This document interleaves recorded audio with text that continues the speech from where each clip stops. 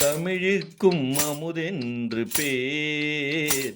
அந்த தமிழ் இன்பத் தமிழ் எங்கள் உயிருக்கு நேர், உயிருக்கு நேர். தமிழுக்கும் அமுதென்று பேர். அந்த தமிழ் இன்பத் தமிழ் எங்கள் உயிருக்கு நேர், உயிருக்கு நேர். தமிழுக்கு நிலவென்று பேர். இன்பத் தமிழ் எங்கள் சமூகத்தின் விளைவுக்கு நீர். தமிழுக்கு மனம் என்று பேர்.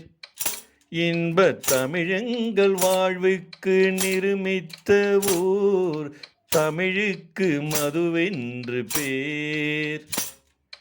தமிழுக்கு மதுவென்று பேர். இன்பத் தமிழ் எங்கள் உரிமைச்சம் பயிருக்கு வேர், பயிருக்கு வேர். தமிழுக்கும் அமுதென்று பேர். அந்த தமிழ் இன்பத் தமிழ் எங்கள் உயிருக்கு நேர், உயிருக்கு நேர். தமிழெங்கள் இளமைக்கு பால். தமிழெங்கள் இளமைக்கு பால். இன்பத் தமிழ் நல்ல புகழ்மிக்க புலவர்க்கு வேல், புலவர்க்கு வேல். தமிழெங்கள் உயர்வுக்கு வான். இன்பத் தமிழெங்கள் அசதிக்கு சுடர் தந்த தேன், சுடர் தந்த தேன். தமிழுக்கும் அமுதென்று பேர். அந்த தமிழ் இன்ப தமிழ் எங்கள் உயிருக்கு நேர், உயிருக்கு நேர். சங்கே முழங்கு, சங்கே முழங்கு, சங்கே முழங்கு, சங்கே முழங்கு, சங்கே முழங்கு, சங்கே முழங்கு. எங்கள் வாழும் எங்கள் வளமும் மங்காத தமிழென்று சங்கே முழங்கு. எங்கள் வாழும் எங்கள் வளமும் மங்காத தமிழென்று சங்கே முழங்கு. எங்கள் பகைவர் எங்கோ மறைந்தார், இங்குள்ள தமிழர்கள் ஒன்றாதல் கண்டே. பொங்கு தமிழர்க்கு இன்னல்கள் விளைத்தால் சங்காரம் நிசமேன சங்கே முழங்கு. பொங்கு தமிழர்க்கு இன்னல்கள் விளைத்தால் சங்காரம் நிசமேன சங்கே முழங்கு, சங்கே முழங்கு, சங்கே முழங்கு, சங்கே முழங்கு. திங்களோடும் செழும்பருதி தன்னோடும் விண்ணோடும் உடுக்கலோடும். திங்களோடும் செழும்பருதி தன்னோடும் விண்ணோடும் உடுக்கலோடும். மங்குல் கடல் இவற்றோடும் பிறந்த தமிழுடன் பிறந்தோம் நாங்கள். தமிழுடன் பிறந்தோம் நாங்கள். ஆண்மை சிங்கத்தின் கூட்டமென்றும் சிறியோர்க்கு ஞாபகம் செய் முழங்கு சங்கே, முழங்கு சங்கே, முழங்கு சங்கே. சங்கே முழங்கு, சங்கே முழங்கு, சங்கே முழங்கு, சங்கே முழங்கு. எங்கள் வாழும் எங்கள் வளமும் மங்காத தமிழென்று சங்கே முழங்கு. எங்கள் வாழும் எங்கள் வளமும் மங்காத தமிழென்று சங்கே முழங்கு.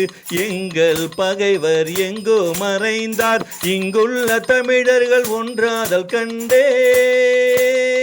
சங்கே முழங்கு, சங்கே முழங்கு சங்கே முழங்கு.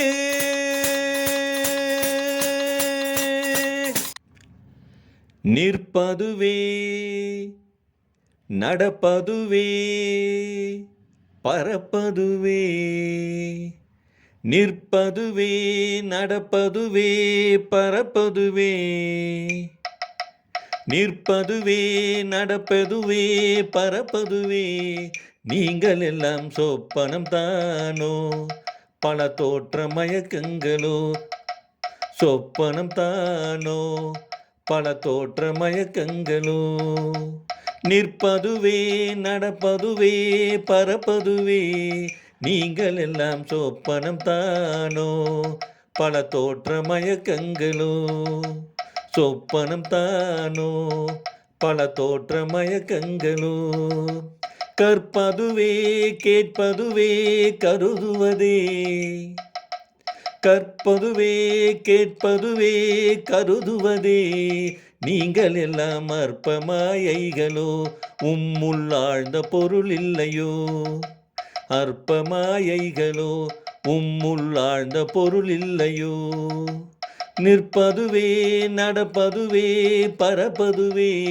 நீங்கள் எல்லாம் சொப்பனம் தானோ. வானகமே இளம் வெயிலே மரச்சரிவே. வானகமே இளம் வெயிலே மரச்சரிவே. நீங்கள் எல்லாம் காணலில் நீரோ வெறும் காட்சி பிழைதானோ. வானகமே இளம் வெயிலே மரச்சரியே. நீங்கள் எல்லாம் காணலில் நீரோ வெறும் காட்சி பிழைதானோ. போனதெல்லாம் கனவினை போல் புதைந்தொழுந்தே போனதனால் நானும் ஓர் கனவோ இந்த ஞாலமும் பொய்தானோ. நானும் ஓர் கனவோ இந்த ஞாலமும் பொய்தானோ.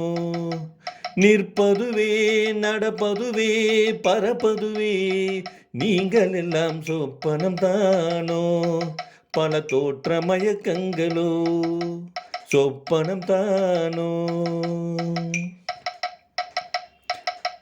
காலமன்றே ஒரு நினைவும் காட்சியின்றே பல நினைவும். காலமென்றே ஒரு நினைவும் காட்சியின்றே பல நினைவும்.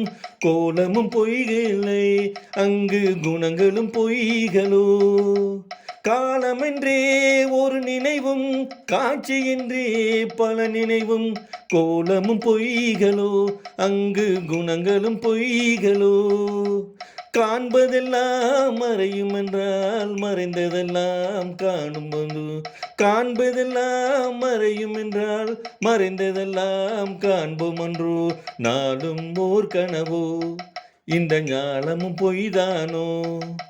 நானும் ஓர் கனவோ இந்த ஞாலமும் பொய்தானோ. நிற்பதுவே நடப்பதுவே பறப்பதுவே. நிற்பதுவே நடப்பதுவே பறப்பதுவே. நீங்கள் எல்லாம் சொப்பனம் தானோ பல தோற்ற மயக்கங்களோ. சொப்பனம் தானோ பல தோற்ற மயக்கங்களோ.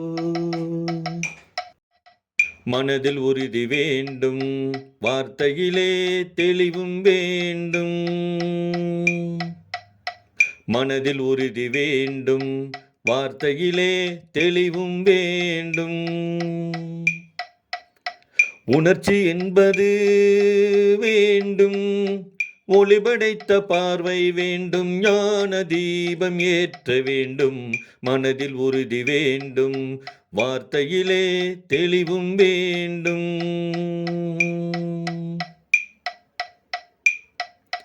இறைவனும் பலவித தடைகளை தகர்த்துங்கு வாழ்ந்து காட்ட வேண்டும். இலக்கிய பெண்மைக்கு இலக்கணம் நீ என யாரும் போற்ற வேண்டும். இறைவனும் பலவித தடைகளை தகர்த்துங்கு வாழ்ந்து காட்ட வேண்டும். இலக்கிய பெண்மைக்கு இலக்கணம் நீ என யாரும் போற்ற வேண்டும். மாதர் தம்மை கேலி பேசும் மூடர் வாயை மூடுவோம். மானம் காக்கும் மாந்தர் யாவுக்கும் மாலை வாங்கி போடுவோம்.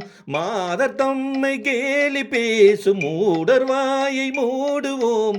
மானம் காக்கும் மாந்தர் யாருக்கும் மாலை வாங்கி போடுவோம். வீடு காக்கும் பெண்ணை வாழ்த்தி நாடும் ஏடும் பேச வேண்டும். மனதில் உறுதி வேண்டும், வார்த்தையிலே தெளிவும் வேண்டும்.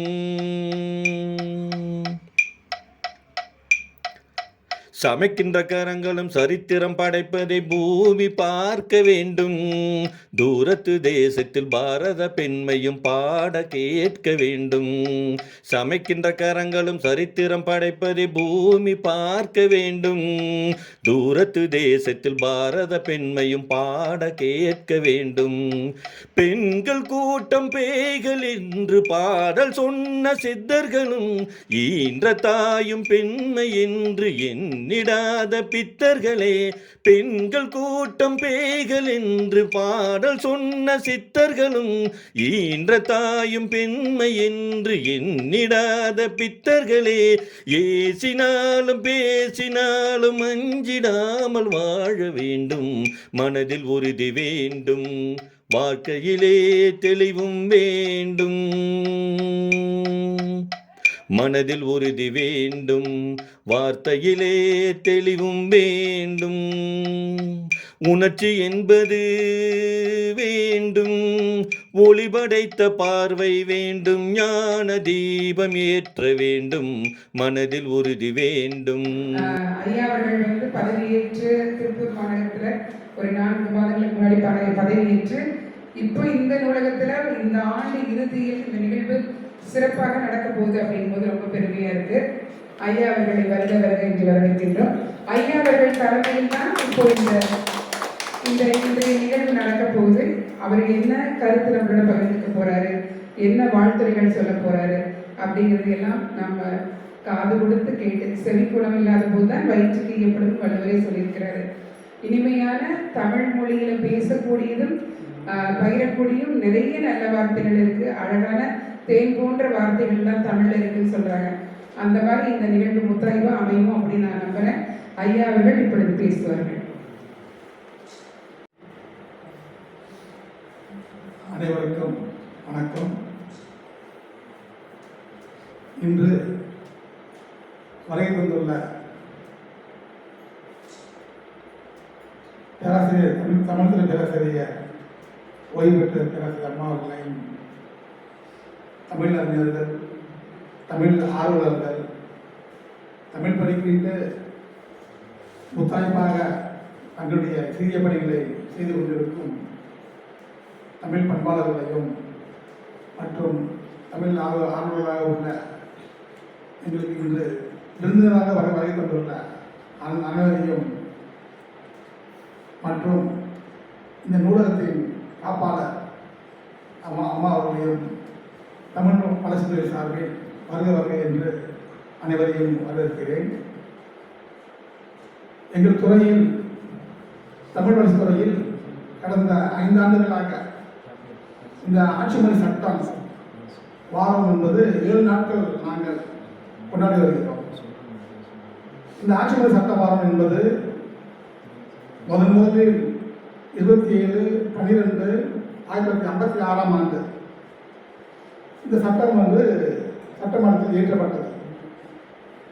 இந்த 56 ஆண்டு முன்னரே ஏற்றுவதற்கு முன்னர் கிட்டத்தட்ட 1930 பெரிய போராட்டம் தான் நமக்கு. அந்த பெரியார் இருந்த காலத்தில் கூட இந்து எதிர்ப்பு போராடி நிறைய தமிழ் மக்கள் உயிரிழந்துள்ளார்கள். கல்லூரி மாணவர்களும் இதற்காக பல போராட்டங்கள் நடத்தி தன்னுடைய இன்னொரு ஈர்ந்துள்ளார்கள். அந்த அடிப்படையில் பல போராட்டங்களை நாடி, பல போராட்டங்களுக்கு பின்னர் இந்த 27/12/1956 ஆண்டு அந்த ஆட்சி சட்டத்தை சட்டமன்றத்தில் உருவாக்கப்பட்டது. அந்த உருவாக்கத்துக்கு முன்னர் நம்முடைய சட்டமன்றத்திலே அப்போது வந்து சென்னையில் உள்ள சென்னை மாகாணம் தான் இயங்கி வந்தது. சென்னை மாகாணம், இந்த சென்னை மாகாணம் மதராஸ் மாகாணம் சொல்லுவாங்க. அது வந்து அப்போ அந்த மதராஸ் மாகாணத்தில் வந்து சட்டமன்றத்தில் வந்து நம்மளுடைய தமிழ்நாடு சட்டமன்றம் மட்டும் அங்கே கிடையாது. கர்நாடகம், ஆந்திரம், மலையாளம், இவங்க கேரளம், தமிழ்நாடு, இந்த 4 மொழி நாட்டை சேர்ந்த அந்த சட்டமன்றத்தில் அந்த சென்னை மாகாணத்தில் வந்து இயங்கி வந்தது. இந்த சட்டமன்றம் மொத்த பேரும் அங்கே தான் கூடுவார்கள். தனி நாடுன்றது கிடையாது. ஆந்திரா தனி நாடு கிடையாது, கேரளா தனி நாடு கிடையாது, கர்நாடகா தனி நாடு கிடையாது. மொத்த பேருமே அங்கே தான் கூடுவாங்க, கூடி முடிவெடுப்பாங்க. அப்படி பல்வேறு நாட்டை சேர்ந்தவர்கள் நாட்டை சேர்ந்து வரும்போது அவருடைய தெலுங்கு நம்ம மக்களுக்கு ஓரளவுக்கு புரியும். ஆனால் கர்நாடகம் வந்து நம்ம மக்களுக்கு புரியாது. அதே மாதிரி வந்து கேரளம் நம்ம மக்களுக்கு புரியும், பாதி புரியாது. அதனால் வந்து அவங்களோட மொழியில் பேசும்போது வாய்ப்பாக முதல்ல போவாங்க. ஆங்கிலம் தான் இதனுடைய முதல் மொழியாக சட்டமன்றத்தில் இது பண்ணியிருந்தாங்க. இந்த ஆங்கில மொழியை தீர்மானமாக கொண்டு வரும்போது 1/12/1956 ஆண்டு எல்லாரும் வந்து அப்போ தான் தமிழ்நாடுன்னு சொல்லிட்டு நம்ம அப்போ தான் நம்ம பண்ணுறாங்க. மற்ற மதராஸ் மாநிலம் சொல்லிட்டு தனியாக நம்மளுக்கு வந்து பிரிஞ்சு வந்துடுறாங்க. மற்ற மாநிலங்கள்லாம் பிரிஞ்சு போயிடுறாங்க. அதுக்கு முன்னாடி பிரிஞ்சு போயிடலாம். முதல்ல ஆந்திரம் போயிடுது, தனி அவங்களுடைய மாநிலத்துக்கு போயிடுறாங்க. அடுத்து கர்நாடகம் போயிடுறாங்க, அடுத்து கேரளம் ஒதுங்கி போயிடுறாங்க. இப்படி இவங்க விலகி போகும்போது அங்கேயும் எல்லையில் நமக்கு பிரச்சனை. எல்லையில் பிரச்சனை போது இந்த எல்லையை கொடுங்க அந்த எல்லையை போகும்போது சென்னையை வந்து துறைமுகத்தை கேட்குறாங்க இவங்க ஆந்திராக்காரங்க. அதெல்லாம் கொடுக்க முடியாது சொல்லிட்டு பார்க்கும்போது அப்போ தான் பண்ணுறாங்க, திருத்தணி ஒட்டின லோட பண்ணுறாங்க. இது பண்ணி வரும்போது திருப்பதி நமக்கு வந்து போய் பார்த்து திருப்பதி போனீங்கன்னா கல்வெட்டுலாம் வந்து முழுமையாக தமிழில் தான் இருக்கும். கல்வெட்டுலாம் இருக்கும், பாருங்க நீங்கள், தமிழ் மொழியில் தான் எல்லாமே இருக்கும். திருப்பதி எங்களுக்கு கொடுத்துன்னு சொல்லி அவங்க வாங்கிடுறாங்க. சரி சொல்லி திருப்பதி அவங்களுக்கு கொடுத்துட்டு அந்த சென்னையில் உள்ள திருபாகத்தை வந்து நம்மளோட முடிச்சுட்டு இது பண்ணுறாங்க. அதுலேயும் நம்ம தமிழ் மக்கள், தமிழறிஞர்கள், தமிழ் ஆர்வலர்லாம் வந்து நிறைய பேர் குண்டடிப்பட்டு போலீஸ் சிறையில் அடைப்பட்டு பல ஆண்டுகளோட சிறைவாசமாக இருந்திருக்காங்க. இதுக்கு என்ன உயிர் நீத்த வந்து கன்னியாகுமரியில் பல நாள் உண்ணாவிரத வந்து உயிர் நீத்திருக்காங்க. இதெல்லாம் பார்க்கும்போது அதுக்கப்புறம் தான் என்ன பண்ணுறாங்க, இந்த 27/12/1956 ஆண்டு சட்டம் வந்து சட்டமன்றத்தில் இயற்றப்படுது. சட்டம் இயற்றும் போது அப்போ சொல்கிறாங்க, இன்னைக்கு வந்து 27/12/56 ஆண்டு சட்டம் ஏற்றோம். சட்டமன்றத்தில் வந்து பல வகையான ஒருமித்த கருத்துக்கெல்லாம் கிடையாது. பல வகையான கருத்து இருப்பாங்க. இந்தியை கொண்டு வாங்க, ஏன் நமது ஆங்கிலம் போயிடுச்சு, இந்திய முதல் மொழி தானே, ஆங்கிலம் பார்த்தா இந்தியை கொண்டு வாங்க சொல்லுவாங்க. அதெல்லாம் முடியாது. நம்ம மொழி வந்து நமக்காக பிறந்த மொழி, 3000 ஆண்டுகளுக்கு முன்னே பிறந்த மொழி. இதில் எழுத்துக்கள், இதனுடைய வார்த்தைகள்லாம் வந்து எதுவுமே மாறல. அப்போது நம்ம தொல்காப்பியர் நமக்கு ஆனான் எந்த வடிவத்தை கொடுத்தாரோ அதே வடிவம் தான் இன்னும் நமக்கு வந்து அந்த எழுத்து இருந்துட்டு இருக்கு. அப்படிங்கும்போது நம்ம மொழிக்கு தான் முக்கியத்துவத்தை சொன்ன பண்ணுறாங்க. நம்ம மொழிக்கு 27/12/56 வந்து சட்டம் ஏற்றுறாங்க. அதன் பிறகு என்ன பண்ணுறாங்க, சட்டம் ஏற்ற பிறகு ஓராண்டு முடிந்த பிறகு 57ஆம் ஆண்டு சட்டம் ஏற்றும் போது அது கெசட் நோட்டிஃபிகேஷன் சொல்லுவாங்க. அரசியலில் கொண்டு வந்து அதை வந்து ஆணையம் வந்து பிறப்பிக்கிறாங்க. சரி, சட்டம் ஏற்றியாச்சு. 56ஆம் ஆண்டு முடிச்சு, 57 முடிஞ்சிருச்சு. ஆனால் அப்போ தமிழ்நாட்டில் வந்து அரசு அலுவலகங்கள் வந்து முழுக்க ஆங்கிலம் தான் எழுதப்பட்டிருந்தது, தமிழ்லாம் வந்து எழுதவே இல்லை. சரி, எழுதிருக்கும் போது இப்போ கோப்புகள்லாம் வந்து எல்லாமே சட்டம் ஏற்றியாச்சு. சட்டம் ஏற்று வந்து 2 மொழி தான், 2 மொழி கொள்கை தான் நமக்கு வந்து, ஒன்று தமிழ், 2வது ஆங்கிலம். முதல் மொழி தமிழ் மொழி தான் இயங்கணும். அப்படி தேவைப்பட்டால் நம்ம மொழி வந்து 2வதாக ஆங்கிலத்தை பயன்படுத்திக்கலாம். இந்த ஆங்கிலத்தை வந்து வெளி மாநிலங்களுக்கு கடிதம் அனுப்புறதோ, வெளி நாடுகளுக்கு நம்ம வந்து தொடர்பு கொள்வதோ இதெல்லாம் வந்து நம்ம பயன்படுத்தலாம். நீதிமன்றங்களில் பயன்படுத்துவதோ இது இருந்தது. சரி, அப்படி இருக்கும்போது அப்போ வந்து ஆங்கில தட்டச்சபடி தான் முழுமையாக இயங்கி இருந்தது. தமிழில் பணிபுரியக்கூடிய அரசு பணியாளர்களுக்கு அந்த எழுதக்கூடிய வாய்ப்போ தட்டச்சு பண்ணுற வாய்ப்போ இல்லாமையே இருந்தது.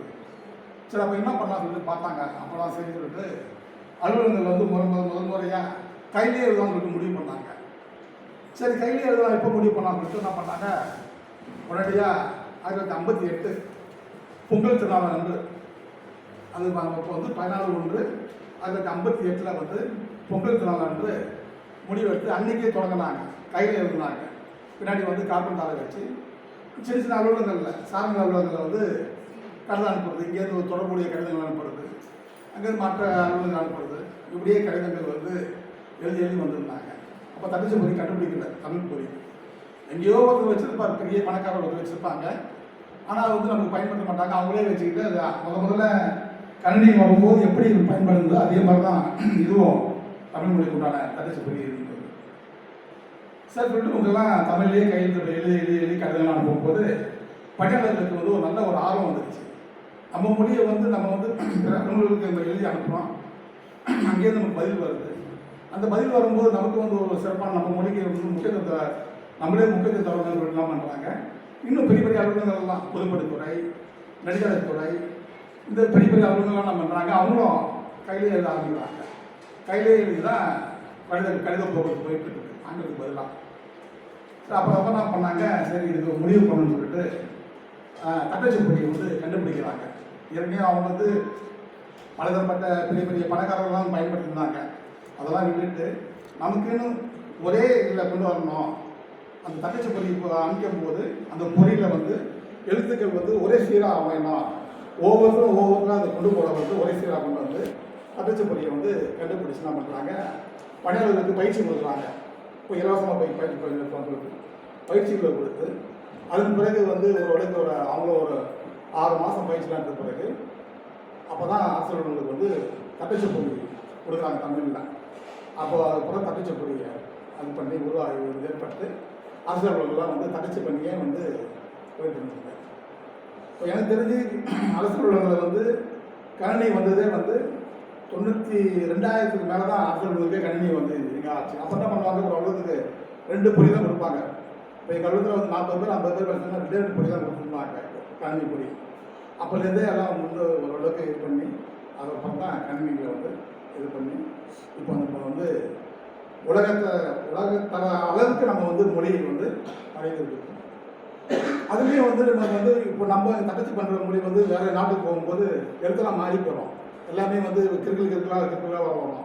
அதுதான் நம்ம நாங்கள் யூனிகோட் சொல்லி கண்டுபிடிச்சி அந்த யூனிகோடில் வந்து எல்லாமே வந்து அந்த மொழியை வந்து எந்த நாட்டில் போனாலுமே நம்ம மொழி வந்து அப்படியே அந்த உருவோடு தெரியும், அந்த எழுத்தோடு வரைவோடு தெரியும் தான் இந்த யூனிகோடு கண்டுபிடிச்சி இப்போ எல்லாம் நடைமுறைப்படுத்தி வந்துருக்கிறது.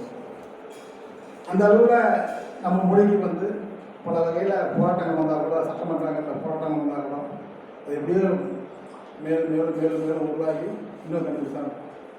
பல கல்விகளை இப்போ கற்றுக்கலாம், பல மொழிகளை தெரிஞ்சுக்கலாம். ஆங்கிலம் என்பது வந்து அது மொழி தான். அது வந்து அப்போது வெள்ளைக்காரர்கள் ஆண்டாங்க, 150 ஆண்டுகள் நாட்டை ஆண்டாங்க. 150 ஆண்டுகள் ஆண்ட பிறகு அவங்க மொழியை விட்டு போனதுனால அந்த மொழி அப்படியே நின்றுச்சு. அப்படியே அவங்க என்ன செஞ்சாங்கன்னா முதல்ல நிறைய நூல்களை வெளியிட்டாங்க, பல வகையான நூல்களை வெளியிட்டாங்க. எங்கெல்லாம் ஆண்டிருந்தாங்களோ அந்த இடத்துல நூல்களை வெளியிட்டு மக்கள் மத்தியில் வந்து ஒரு பெரிய ஒரு தோட்டத்தை உருவாக்கி, வலுவான வந்து ஒரு கல்ச்சரான ஒரு தோட்டத்தை உருவாக்கி மொழியை வந்து கற்றுக்க வச்சுருக்காங்க. இப்போ இது எடுத்துக்கப்போ ஜப்பான் எடுத்துங்க, அவங்க மொழி தான் நடந்துருக்கு, ஜப்பானிய மொழி தான். ஜெர்மன் எடுத்துங்க, ஜெர்மன் மொழி தான் இருக்காங்க, ஆங்கில மொழி தெரியாது அவங்களுக்கு. சீனா எடுத்துங்க, சீன மொழி தான் போயிட்டுருக்காங்க. அந்த மாதிரி நம்ம நாட்டில் வந்து ஆங்கிலேயர்கள் வந்ததுனால, ஏன்னா ஆங்கில மொழின்றது எல்லாத்துக்கும் அவசியம்தான். எந்த மொழியை நீங்கள் உணர்ந்தால் கூட தமிழ் மொழியிலேருந்தால் மற்ற மொழியை நீங்கள் வந்து இது பண்ண முடியும், மொழியாக்கப்பட முடியும். தமிழ் மொழிக்கு இணையா மொழி தான் நீங்கள் வந்து கண்டுபிடிக்க முடியும், தவிர அந்த மொழியை நேராக வந்து கண்டுபிடிக்க முடியாது. திடீர்னு நம்ம மோசம்னு சொல்லுவாங்க, அவங்க அவ்வளோதான். மோசம்னா அவங்க ஒன்றுமே தெரியாது. நமக்கு அதுக்கு தகுந்த மாதிரி நம்மளும் வந்து இது பண்ணிக்கணும். ஒவ்வொன்றுக்கும் தனித்தனியாக ஒவ்வொரு வந்து ஒரு எது லேப்டாப் அப்படின்வாங்க, அவ்வளோதான். லேப்டாப்னா அது வந்து லேப்னா வந்து துறை, டாப்னா வந்து மேலே வச்சுருக்கோம், டாப் சொல்லுவாங்க. நம்ம அழகாக நம்ம மொழியில் என்ன பண்ணிட்டோம், மடிக்கணினி சொல்லுது, ரொம்ப அழகான மொழியாக வச்சுருக்கோம். மடிக்கவும் புதிய செய்தி வச்சுக்கலாம், நம்மளுடைய மடியிலே வச்சுக்கலாம், அதுதான் மடிக்கணின்னு சொல்லிட்டு. அந்த மாதிரி நம்ம மொழியில் வந்து கண்டுபிடிக்காத வார்த்தைகளே இல்லை, கண்டுபிடிக்காத எழுத்துக்களே இல்லை, எல்லாமே நமக்கு வந்து அடையுது. இப்போ வேற்றுமொழியாக தேவைன்னா நமக்கு வந்து உலக அரங்கில் வந்து இப்போ உள்ள போகிற வேகத்துக்கு வந்து நமக்கு மொழி தேவைன்னா நம்ம மொழியோட மற்ற மொழி எது வேணால் கற்றுக்கலாம், எது வேணாலும் எது வேணாலும் செஞ்சுக்கலாம். ஆனால் நம்ம மொழி மேலே வந்து நம்ம வந்து அந்த ஒரு ஆர்வம் இருக்கணும், அது ஒரு நினைவாற்றல் இருக்கணும். இப்போ சென்னைக்கு நான் வந்து நேர்காணலுக்காக போயிருந்தேங்க. சென்னைக்கு அலுவலக வேலை படிக்கிறேன், அது வந்து கலைநிலை பணியாளர் படிக்கிறோம். இப்போ என் கூட என்னுடைய மகள் கூட படித்த பொண்ணு நேர்காணலுக்கு இருந்தது. என்னம்மா நேர்காணலுக்கு இருக்கணும்னு பார்த்தா, ஆமாங்கய்யா அவன் அங்கே நான் வந்துருக்கேன். ஏம்மா இது வந்து டிகிரி படிச்சிருக்கேம்மா, இது வந்து அலுவலக வேலை படிக்கிறதாச்சும்மா. என்னம்மா இல்லைங்கய்யா கூட கலந்து வந்திருக்காரு, வேலை வாய்ப்புக்காக தான் வந்திருக்கேன். நாங்கள் என்ன பண்ணோம், ஒரு நூலை படிக்க சொல்லுவோம். படித்து முடிஞ்ச பிறகு ஒரு தாளை கொடுத்து நான் சொல்லுவேன், அது பண்ணி எழுதணும்னு சொல்லிட்டு அரை பக்கத்தை எழுத சொன்னேன். அரை பக்கம் தான் எழுதிச்சு அந்த பொண்ணு. இளங்கலை படித்து முடிச்சிருச்சு, எல்லாமே முடிஞ்சு பார்த்தா இருக்கிறது ஒரு 20 தப்பு. ஒத்த கம்பு போடுச்சு, ரெட்டை கம்பு போடுறது, ஒத்த கம்பு கால் இருக்கிற கால் எல்லாமே தப்பாக இருக்குது. என்னமான்னு கேட்டால் அங்கேருந்து எல்லாம் மறந்து போச்சு. அங்கே கையில் செய்யணும். படித்து முடிஞ்சு ஒரு 6 வருஷம் தான் ஆகுதுங்க. அதனால நம்ம மொழி வந்து அவ்வளோ மறதியை ஏற்பட்டாமல் இருக்குது தான். அந்த மொழி மேலே நம்ம வந்து பற்று தான் காலத்துக்கும் இருக்கோம். நம்ம காட்டுற வழிமுறை தான் அடுத்த உள்ள நம்ம கூட வரக்கூடிய அடுத்த நிலையில் வரக்கூடிய நம்மளுடைய வாரிசுகள் அவங்களும் நம்ம வந்து ஒரு கற்றுக் கொடுக்கக்கூடிய வாய்ப்பு அமையும். அதெல்லாம் வந்து ஆனால் 3000 ஆண்டுலேருந்து நம்மளுடைய மொழி தொடர்ந்து வந்துட்டுதுன்னா வேறு எந்த மொழிக்குமே இல்லாத ஒரு தனித்துவமான ஒரு மொழி நமக்கு வந்து அது வந்து பெரிய ஒரு அது வந்து எப்படி சொல்வது வந்து கடவுளால் ஏற்படுத்தப்பட்ட மொழி தான்றாங்க. உயிரெழுத்துக்கள், உயிர்மை எழுத்துக்கள், மெய்யெழுத்துக்கள் எல்லாமே நம்ம உடலிருந்து பறக்கக்கூடியது தான். அப்போ தொல்காப்பியர் எழுதியிருக்காரு, இந்த மொழி இடையினம், வல்லினம், வெள்ளினம் எல்லாமே வந்து இருக்கிறது தான். ஒவ்வொரு மொழிக்கு வந்து இந்த மூக்கோடு முடிஞ்சுக்கோம், இன்னொரு மொழிக்கு வந்து கழுத்தோடு முடிஞ்சுக்கோம். ஆனால் நம்மளோட மொழி அப்படி இல்லாது. இந்த அடி வயிறுலேயே சில எழுத்துக்கள்லாம் உருவாக்கக்கூடியது. நம்ம மொழியிலேயே வந்து நமக்கு இன்னும் அந்த ஒரு உயிராற்றல், நம்ம உயிரை காக்கக்கூடிய உயிராற்றல் இருக்குது. இரண்டாவது வந்து அந்த உயிருக்கான வயது, அதுதான் தமிழுக்கு தொண்டு செய்தவர் சாவதி சொல்கிறாங்க பார்த்தீங்களா. அவங்க 100 ஆண்டுகளே இருப்பாங்க, இளமையாக இருப்பாங்க. காரணம்னா அந்த தமிழ் மீது உள்ள பற்று, தமிழ் மீது கொண்டுள்ள அந்த ஆற்றல், தமிழ் மீது கொண்டுள்ள அந்த அவங்க கொண்டுள்ள அந்த சேவை, அதுதான் அவங்க வந்து இளமையாக இருப்பாங்க. அவங்க அதுதான் நம்ம தமிழ் கொடுத்த நமக்கு வந்து காசை கொடுத்தோ பணம் கொடுத்தோ இல்லையா, நமக்கு வந்து நோய் இல்லாமல் நமக்கு கொடுக்குது பார்த்தீங்களா. அதுதான் நம்ம தமிழுக்கு பெரிய நமக்கு தமிழ் செய்கிற நமக்கு வந்து கொண்டு தமிழ் செய்கிற நமக்கு சேவை என்பதை தெரிந்து கொண்டு அனைவருக்கும் என்னுடைய வணக்கம் தெரிந்து கொண்டு விடைபெறுகிறேன். நன்றி. கேமரா கை மறையுது.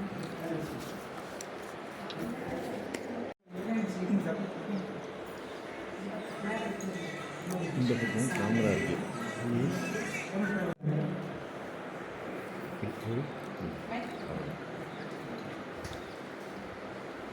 மதிப்புக்குரிய இயக்குனர் அவர்களே, காசு இருக்குதா பின்னாடி அதிகமாக பக்கம்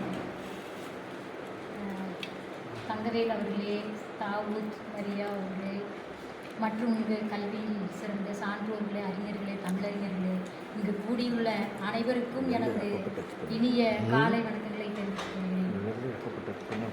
இவ்விழாவிற்கு எனக்கும் அனுமதி கொடுத்து அழைத்ததற்கு முதலிலே இயக்குனர் அவர்களுக்கு எனது மனமார்ந்த நன்றியை தெரிவித்துக் கொள்கிறேன். இதுவரை அவர் உரையாற்றியதில் அவர்கள் செய்த பணி, நம்முடைய மொழியினுடைய முக்கியத்துவம் இதெல்லாம் அவர் நமக்கு எடுத்துக்காட்டினார். எனக்கு என்னமோ ஆங்கிலேயர்கள் இங்கு வந்து நம்முடைய இன்னுயிர் எத்தனையோ இன்னுயிர்களை எல்லாம் மாய்த்து விடுதலை பெற்ற பிறகு அந்த விடுதலையும் கிடைத்து விட்டது, ஆங்கிலேயர்களும் வெளியேறிவிட்டார்கள். ஆனால் அவர்கள் விதைத்து சென்ற அந்த ஆங்கிலம் மட்டும் அந்த அறுவடையாகிக் கொண்டே இருக்கிறது. அது இன்றும் நம்மால் எவ்வளவோ முயற்சி எடுக்கிறோம். தமிழில் நாம் வந்து பேச வேண்டும், தமிழ் மொழிக்காக செலவிடுகிறார்கள், போட்டிகள் வைக்கிறார்கள், கருத்தரங்கு நடத்துகிறார்கள். அங்கே தமிழ் வளர்ச்சித்துறை எத்தனையோ அவர்கள் பட்டிமன்றங்கள் நடத்தி விழாக்கள் நடத்தி இருந்தும் தெரு பெயர்கள் எல்லாம் தமிழில் அமைய வேண்டும் என்று வலியுறுத்தி சொல்லுகிறார்கள். ஆனால் என்னவோ இன்னுமே அது மாறவில்லை என்பதுதான் நமக்கு வருத்தம் அளிக்கிறது. இது மட்டுமல்ல, இன்னும் சிறிது காலம் போக போக எங்கே ஆங்கிலம் போல ஹிந்தி ஆட்சி மொழியாக வந்துவிடுமோ என்ற அச்சம் நமக்குள்ளே வந்துவிட்டது போல். அந்த 1600 ஆண்டுகளில் தொடங்கியது. 1600 ஆங்கிலேயர்கள் இங்கு வந்தது. ஐரோப்பியர்கள் அதற்கு முன்னாலே டச்சுக்காரர், பிரெஞ்சுக்காரர் எல்லாம் இங்கே வந்து விட்டார்கள். ஆனால் அதுவரை நம்முடைய நாட்டிலே தமிழ் மொழிதான் அந்த கோலோச்சி இருந்தது. மூவேந்தர்கள் ஆண்ட போது, பல்லவர்கள் நம்மை ஆட்சி புரிந்த போது, இல்லை பிறகு இது இஸ்லாமியர் நம்மை ஆண்ட போதாகட்டும், பிறகு கடைசியிலே பார்த்து போனால் நாயக்கர்கள் வருகிறார்கள், அவர்கள் தான் வழிவகுக்கிறார்கள். பிறகு அந்த பல்லவர்கள் வரும்போதே நம்முடைய மொழியிலே வடமொழி கலந்து விடுகிறது. வடமொழி நம்முடைய புகுந்தது மட்டுமல்லாமல் பாரசீகம், உருது இதெல்லாம் முஸ்லீம் படையினாலே அவர்கள் அந்த சொற்கள் எல்லாம் கூடுது. பிறகு இந்த நாயக்கர்கள் வந்தவுடனே தெலுங்கர்கள் குடியேறினார்கள். தெலுங்கு மொழியும் இங்கே இருந்தது. இருந்தாலும் அப்பொழுதும் நம்முடைய ஆட்சி மொழி தமிழாகவே இருந்தது. ஆனால் இந்த ஆங்கிலேயர்கள் வந்த பிறகுதான் இந்த ஆங்கிலம் அந்த ஆட்சி மொழியாக வந்தது. பிறகு எங்கும் கல்வி, மெக்காலே கல்வி திட்டம் அது வந்த பிறகு, அந்த மெக்காலே கல்வி திட்டம் வந்த பிறகுதான் கல்வி எல்லோரும் ஆங்கிலம் கற்றுக்கொள்ள நிலை ஏற்பட்டது. ஆங்கிலத்திலே பள்ளிக்கூடம், கல்லூரிகள் இது எல்லாமே ஆங்கிலத்து வழியிலே அது கல்வி கற்றவுடனே ஆங்கிலம் கற்றுக்கொண்டால் அரசு பணி என்று சொல்லி எங்கே பார்த்தாலும் அரசு அலுவலர்கள் அத்தனை பேரும் ஆங்கிலம் படித்தவர்கள். இது எல்லாம் உங்களுக்கு எல்லாம் தெரிந்ததுதான், நான் புதிதாக ஒன்றும் சொல்ல போவதில்லை. ஆனால் அதற்குள் எத்தனை உயிரினங்கள் நம்ம இழந்திருக்கிறோம். எத்தனை பேர் நம்முடைய திருப்பூர் எடுத்துட்டால் திருப்பூர் குமரன் சொல்லலாம், அவர் மட்டும் அல்ல, பெயர் தெரியாத தொண்டர்கள். கோவை எடுத்துக்கொண்டால் செக்கெழுத்த செம்மல் அவர்கள் எல்லாம் அப்படியா போகணும்னு அவசியமே இல்லை. அந்த சுப்பிரமணிய சிவா அவர் சொன்னது பார்த்த நமக்கு அப்படியே நடுங்குது. அவர் எப்படி செத்தார், எப்படி குழம்பி சொன்னார் என்று சொல்லும் போதெல்லாம் நமக்கு என்னவோ அவர்களுடைய பாவம்தான் இன்னும் நம்மை ஆட்டிக்கொண்டு இருக்கிறதோ என்ற நிலை நமக்கு தெரிகிறது. எத்தனை நொந்து போயிருப்பாங்க அவங்க. பிறகு இப்படியெல்லாம் செய்து அந்த விடுதலை அடைந்த பிறகு என்னது, எங்கு பார்த்தாலும் ஆங்கிலம் கற்றவர்கள், எல்லா அலுவலகத்திலும் ஆங்கிலம் கற்றவர்கள், ஆங்கில தட்டச்சு பொறி. பிறகு இது எப்படி மாற்றுவது என்பதெல்லாம் 56ஆம் ஆண்டு சொன்னார். அதை போல அந்த ஆட்சி மொழி வந்த பிறகு ஆட்சி மொழி குழு அமைத்தார்கள். ஆட்சி மொழி குழு அமைத்த பிறகு என்ன ஆயிற்று, பிறகு இந்த தமிழ் வளர்ச்சித்துறையிடம் ஒப்படைத்து விட்டது.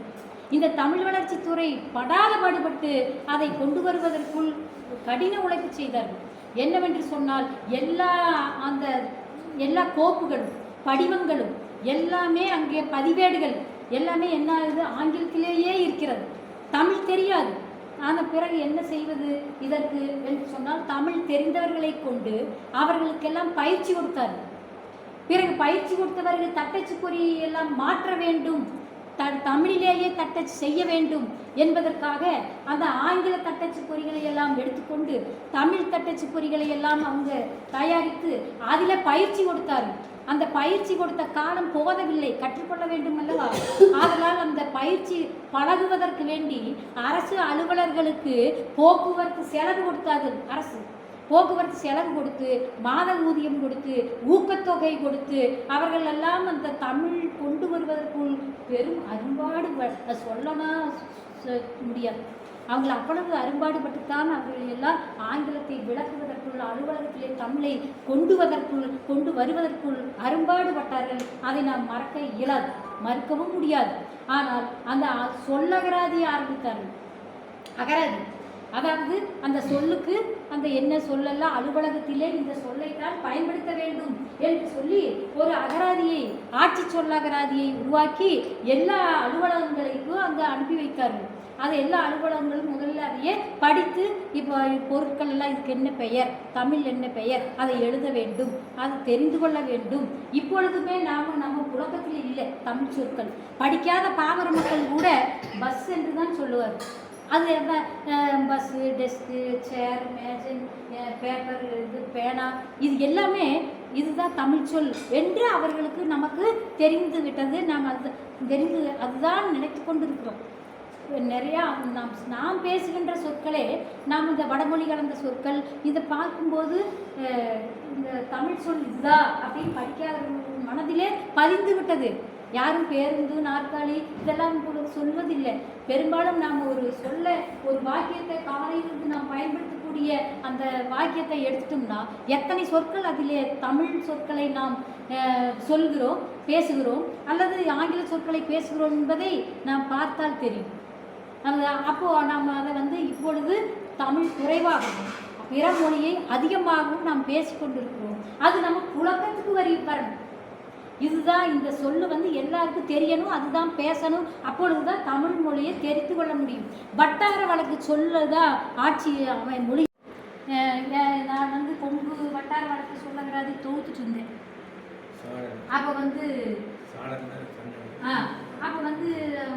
ஒருவர் சொன்னார், கொங்கு வட்டார வழக்கு சொல்லும் முதலியே வந்திருக்குது, நூல்கள் எழுதியிருக்காங்க, நீங்கள் படுகா மொழி நீலகிரி அந்த இதுக்கு எங்களுக்கு வரி வடிவமே இல்லை, அதை கொஞ்சம் நீங்கள் எழுதினா எல்லாம் உதவியாக இருக்குமே என்று நான் மகாராஜா கல்லூரியிலே பணிபுரியும் போது கேட்டுக்கொண்டதுனால அதை அவர்கள் பேசுகின்ற பெரியவர்களை கொண்டு அந்த சொல்லலாம் சேகரித்து நீலகிரி வட்டார வழக்கு சொல்லகராதி அப்படின்னு சொல்லி ஒரு நூலை நான் வெளியிட்டேன்.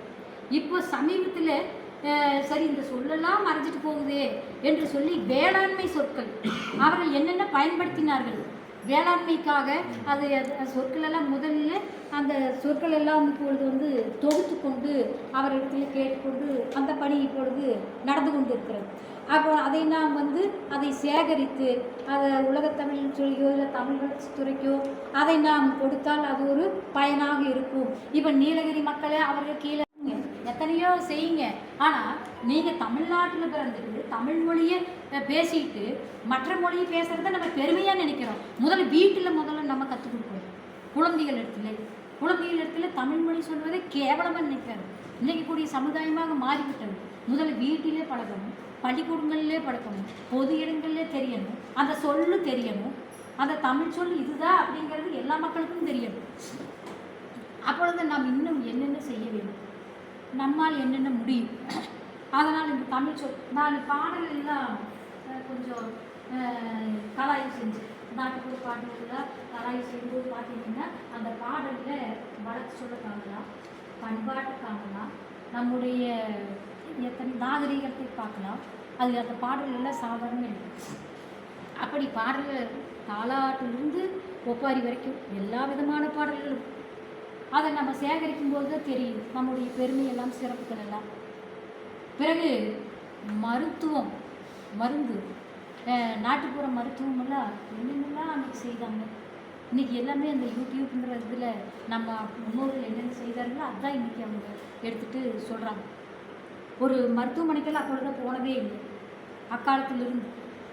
அப்போ என்னென்ன மருந்து என்னென்ன மொழி எப்பப்போ செஞ்சு நோயை குணப்படுத்தியிருக்காங்க. அப்போ அதில் பார்த்தா நம்முடைய தமிழ் மருத்துவத்தில் இருக்குது. தமிழ் இல்லாதது எதுவுமே இல்லை. பெரிய புராணத்தில் பார்த்தீங்கன்னா சட்டம் இருக்கிறது, மருத்துவம் இருக்கிறது. கமரமயத்தில் உடல் எடை தோன்றிற்று ஒன்றை அறுத்து சுட்டு வேறு ஒரு மருந்தினால் துயரம் தீர்வர். கேன்சர் என்ன பண்ணுறாங்க, வேறு ஒரு மருந்தினால் அதாவது அந்த அழுகி போன பகுதியை நீக்கிட்டு பிறகு அதையே சுட்டு வேறு ஒரு மருந்தினால் சொல்லிகிட்டே போனால் தமிழ் மகத்துவத்தை. ஆனால் இப்படிப்பட்ட நம் தமிழ் மொழியை விட்டுவிட்டு எல்லா துறையும் இருக்கிறது. நம் தமிழ் மொழியில் மருத்துவம் இருக்கிறது, சட்டம் இருக்கிறது, வானவியல் இருக்கிறது, புவியியல் இருக்கிறது. என்னதான் இல்லை, என்ன வளம் இந்தியில் திருநாட்டில் சொன்னது போல எல்லா வளமும் நம்முடைய நாட்டிலே இருந்ததை சுரண்டி செல்லுவதற்கு நாம் காரணமாக இருந்து விட்டோம். எல்லா சுரண்டி சென்றால் நம்முடைய நாடு இந்த அளவு தாங்கி கொண்டிருக்கிறதே தமிழகம் என்பதை நினைக்கும் போது வேதனையாக இருக்கிறது.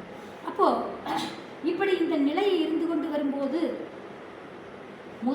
முதலிலே சதாசிவ பண்டார்கர் வேதநாயகி அவங்க தான் அவர் முதல்ல இதை தொடங்கி வச்சாங்க. என்ன தொடங்கி வச்சாங்க? ஆங்கிலத்தை இறக்கி தமிழ் மொழி தான் எங்களுக்கு ஆட்சி மொழியாக வேண்டும் என்று சொல்லி அவர்கள் வந்தாங்க.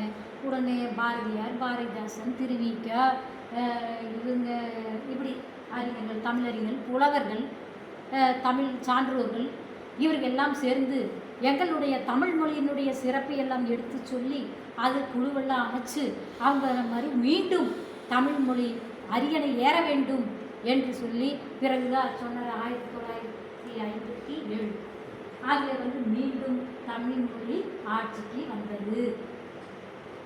தமிழ் மொழி ஆட்சிக்கு வந்த பின்னால் இவர்களுடைய பணி அரும்படியாக தமிழ் வளர்ச்சித்துறை அப்பொழுது செய்யக்கூடிய பணி சாதாரணமானதல்ல. அதெல்லாம் பார்க்கும்போது ஆட்சி மொழி சட்டத்தில் பார்த்தா தெரியும் எந்தெந்த சட்டம் போட்டாங்க, ஆட்சி மொழி குழு அமைச்சாங்க, அதுக்கு யார் தலைவராக இருந்தாங்க, அது பிறகு எத்தனை பேர் அதில் இருந்தார்கள், எத்தனை அதில் செயல்படுத்தினார்கள், தட்டச்சு பொறிகளை எல்லாம் நீக்கி தமிழ் தட்டச்சு பொறிகள் எங்கெங்கு எத்தனை தெரியணும். நம்ம வீட்டில் இருக்கக்கூடிய சொற்கள் எல்லாம் அதில் தான் பேசணுங்கிற மாதிரி தெரிந்து கொள்வது மாதிரி குழந்தைகளுக்கு சொல்லிக் கொடுங்கள், வீட்டிலே சொல்லுங்கள், பள்ளிக்கூடத்திலே சொல்லுங்கள், கல்லூரியிலும் சொல்ல வேண்டும். இதையெல்லாம் மக்களிடத்திலே பழக வேண்டும். அதனால் நான் சொன்னதை போல படிக்காத பாமர மக்கள் கூட இதுதான் பேனா, இதுதான் தமிழ் சொல் என்று சொல்லி இருப்பதை நாம் மாற்ற வேண்டும். அதற்கு என்ன வழி செய்யணும்? தமிழ் மொழியில் பேசணும், தமிழ் மொழியை வளர்க்கணும்.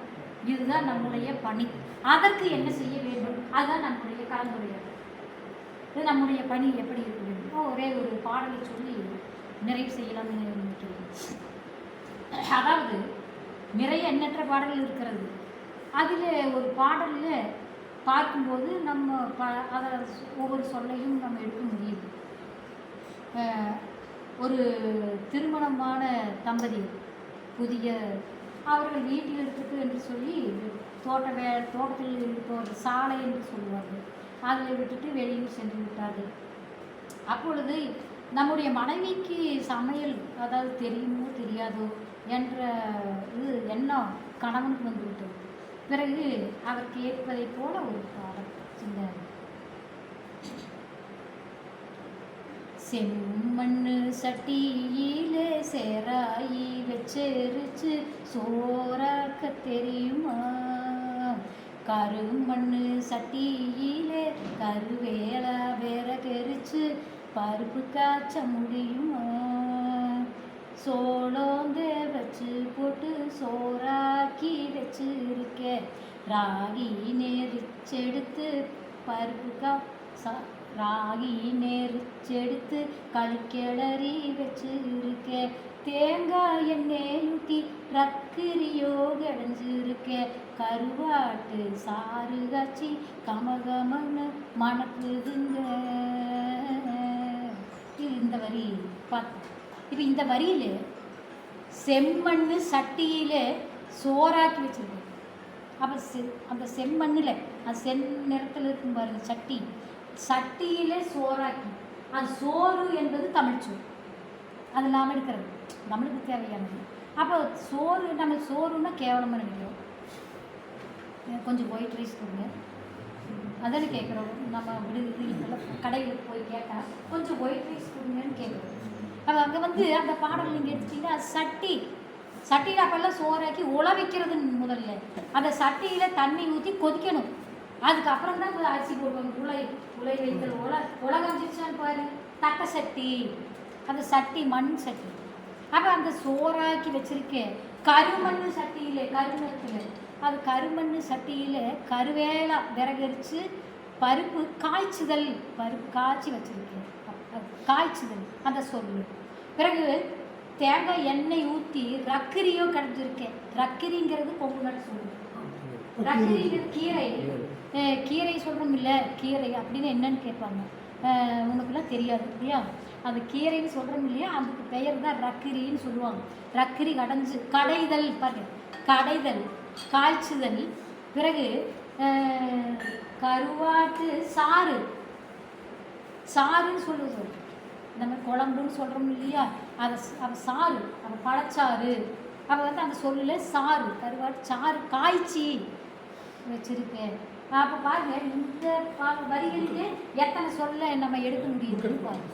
அவள் அந்த இதுக்கு தான் சொல்ல வந்தேன். அது இந்த மாதிரி நிறையா இருக்குதுன்னு சொல்லுவாங்க. ஓகே ஓகேப்பா, அப்படியா? இது கை கால் கழுவி புட்டு கரக்கரன்னு வந்துடுற, வாழை ஏலை எடுத்து சீக்கிரமாக வந்துடுற. அப்போது வரும்போது அந்த வீட்டுக்குள்ளே வரும்போது கைகால் கழுவி போடுவாங்க. அவள் தண்ணி வச்சுருப்பாங்க வெளியில். உடனே எல்லாம் உடனே மலமலன்னு உள்ளே வரக்கூடாது. யார் வந்தாலும் அங்கே வந்து கைகால் கழுவிட்டு வீட்டுக்குள்ளே புகணும்னு அர்த்தம். கைகால் கழுவிட்டு கரக்கரன்னு சீக்கிரமாக. அப்புறம் வாழை இலையை எடுத்து வாழை இலையில சாப்பிடுவோம். வாழை இலையில சுட சுட நீங்கள் சாதம் போட்டு சாப்பிட்டீங்கன்னா அது ஸ்டார்ச், அதில் இருக்கக்கூடிய நச்சுத்தன்மை இருந்தால் போயிடும். அந்த உணவில் நாம் உண்ணக்கூடிய அந்த உணவில் சுட சுட அதில் போட்டு அப்போ நம்ம அதுலேருந்து தெரிஞ்சுக்கணும். கைகால் கழுவிட்டு வரணும். வாழை இலையில சாப்பிட்ருக்காங்க. அது எவ்வளவு இது அறிவியல் கருத்துக்கள்லாம் இது இருக்குதுன்னு பாருங்க. அப்போ இதுக்கு அடுத்தது அது வாழை இலையை எடுத்து அப்புறம் சாப்பாடு எப்படி இருக்குது சாப்பாடுறாங்களே எப்படி இருக்குன்னு கேட்குறா மனைவி. எப்படி இருக்குது இங்கே அப்பத்தா கை பக்குவோம் உனக்கு அப்படியே உனக்கு இருக்குது, இங்கே அம்மாவோட சோத்து ருசி மாறாமே தான் இருக்குது. அப்போ அங்கே வந்து அந்த சொல்லல அப்பத்தா. கொங்கு நாட்டில் வந்து அப்பத்தாங்கிறது வந்து அப்பாவினுடைய அம்மா, அப்பாறை என்கிற போது அப்பாவை சொல்லுவது, அம்மாவினுடைய அப்பாவை அப்புச்சின்னு சொல்லுவது, அம்மாவினுடைய அப்பாவை அப்புச்சி, அவங்க அம்முச்சி. இதுதான் கொங்கு நாட்டினுடைய முறை, உறவு முறை. அப்போ வந்து எல்லாருமே இப்போ வந்து தாத்தா பாட்டி என்று சொல்லுவது வழக்கமாகிவிட்டது. ஆனால் கொங்கு நாட்டு சொல் வந்து அப்பத்தா அப்பாரு, அப்பாவினுடைய அப்பா அம்மாவை, அம்மாவினுடைய அப்பா அம்மாவை அப்புச்சி அம்முச்சி. இது ஒரு சில பக்கங்களில் அம்மாயி, கிழக்கு பக்கமெல்லாம் அது சொல்லி கொண்டு வருகிறார்கள். இது வந்து கொங்கு நாட்டு சொற்கள் இவ்வளவு இதில் அடங்கி இருக்குன்னு சொல்ல வர, வேற ஒன்றும் இல்லை. அப்போ கைப்பக்குவம் உனக்கு அப்படியே உனக்கு இருக்குது. தாளம்பு காதுக்குனா கொப்பு பண்ணி போடட்டுமா, தாளம்பு காதுக்கு கொப்பு, கொப்பு என்பது ஒரு அணிகலன். அப்படி இந்த தோள் பட்டைக்கு வந்து தோல், அதுக்கு பேர் என்ன சொல்லுவாங்க, வளையமா அந்த இது போடுறது, தண்டை செஞ்சு போடட்டுமாட்டு, தண்டை காலுக்கு காலணி. இப்போ இதுக்கு அணிகலன் எல்லாம் அதில் அந்த பாடலில் வருது. அவள் பிறகு வெண்டைக்காய் விரலுக்குன்னா மோதிரம் தான் செய்யவா, கலையாளின்னு சொல்லுவாங்க. அதெல்லாம் அந்த சொல்லு இதெல்லாம் அந்த பாடலில் வருதுங்கிறக்காக சொல்லுவாங்க. அதெல்லாம் ஒன்றும் வேணாமாம்மா அப்படின்னு சொல்லுவான். பிறகு மாதுளம்பூ கன்னத்தில் முத்தம் ஒன்று நான் தரவா, கோவிப்பலை இதழிலே நான் நிச்சு ஒன்று நான் தரவா அப்படின்னா, சீ போங்கம்மாம்மா வெட்கமாக இருக்கு. அதை அவங்க சொல்கிறேன். இப்படியெல்லாம் சொல்லிட்டு வட சொல்லும் உள்ள புரிஞ்சிருக்கு அவங்க பாடல். இன்னைக்குள்ள பிரியம் எல்லாம் என்னைக்குமே வேணுமாமா, இன்னைக்குள்ள பிரியம் எல்லாம் என்னைக்குமே வேணுமாமா, அதுக்கு நம்ம குலதெய்வ கடவுள்கிட்ட கும்பிட்டு நான் வேண்டிக்கிறேன். இந்த பாடல் முடியும். அப்போ அந்த இடத்துல பிரிவினை, இன்னைக்கு சந்தோஷமா இருக்கிறோம், மகிழ்ச்சியா, இந்த மகிழ்ச்சி இறுதி வரைக்கும் இருக்கணுங்கிறான். இன்னைக்கு மட்டும் நான் அதை செஞ்சு போடுறேன் இதை செஞ்சு போடுறேன்னு சொல்லிட்டு எனக்கு அதெல்லாம் ஒன்று வேணாம். நம்ம ஒற்றுமையாக இருக்கணும், நம்ம ஒன்றாக வாழணும், அதுதான் வாழ்க்கை. அதுக்கு நம்ம குலதெய்வ சாமிக்கு நான் கடவுள்கிட்ட கும்பிட்டு நான் வேண்டிக்கிறேன். இதுதான் அந்த பாடல். அதனால் இந்த பாடல் எதுக்கு சொல்கிறேன் அப்படின்னா, அதில் இருந்து நம்ம எத்தனை சொற்களை நம்ம தமிழ் சொற்களை நம்ம எடுக்க முடியுது, வட்டார வழக்கு சொற்களை புகுந்திருக்கிறது என்பதை நாம் அறியலாம் என்பதைத்தான் நான் இந்த பாடலை எடுத்து சொல்கிறேன். அதனால் அந்த பாடல்கள் எல்லாம் தேர்ந்தெடுக்கும்போது மருத்துவ திருப்பினல் எண்ணெயை பற்றியும் கூட சொல்லுவாங்க தாலாட்டில். அல்ல வலிக்கு இதுன்னு அல்ல சைடில் சொல்லணும், சைடு பண்ணணும். இந்த பக்கம் இந்த பக்கம் அதை அல்ல வலிக்கு இதுன்னு அவனுக்கென்ன கொண்டு வந்து தங்கமே அந்த எண்ணெய் தடவி விட்டா உனக்கு அல்லவழி போயிருமே. இப்போ அவன் அந்த விளக்கெண்ண ஆமணக்கண்ணையே அந்த ஒரு வரி அது.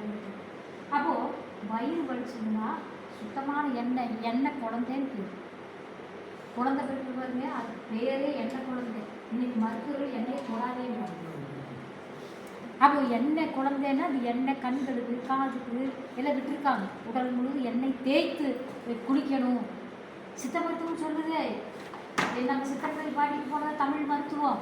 4 வாரம் 2 மாதம் 2 வருடம் 2 மனிதன் ஆரோக்கியமாக வாழலாம்.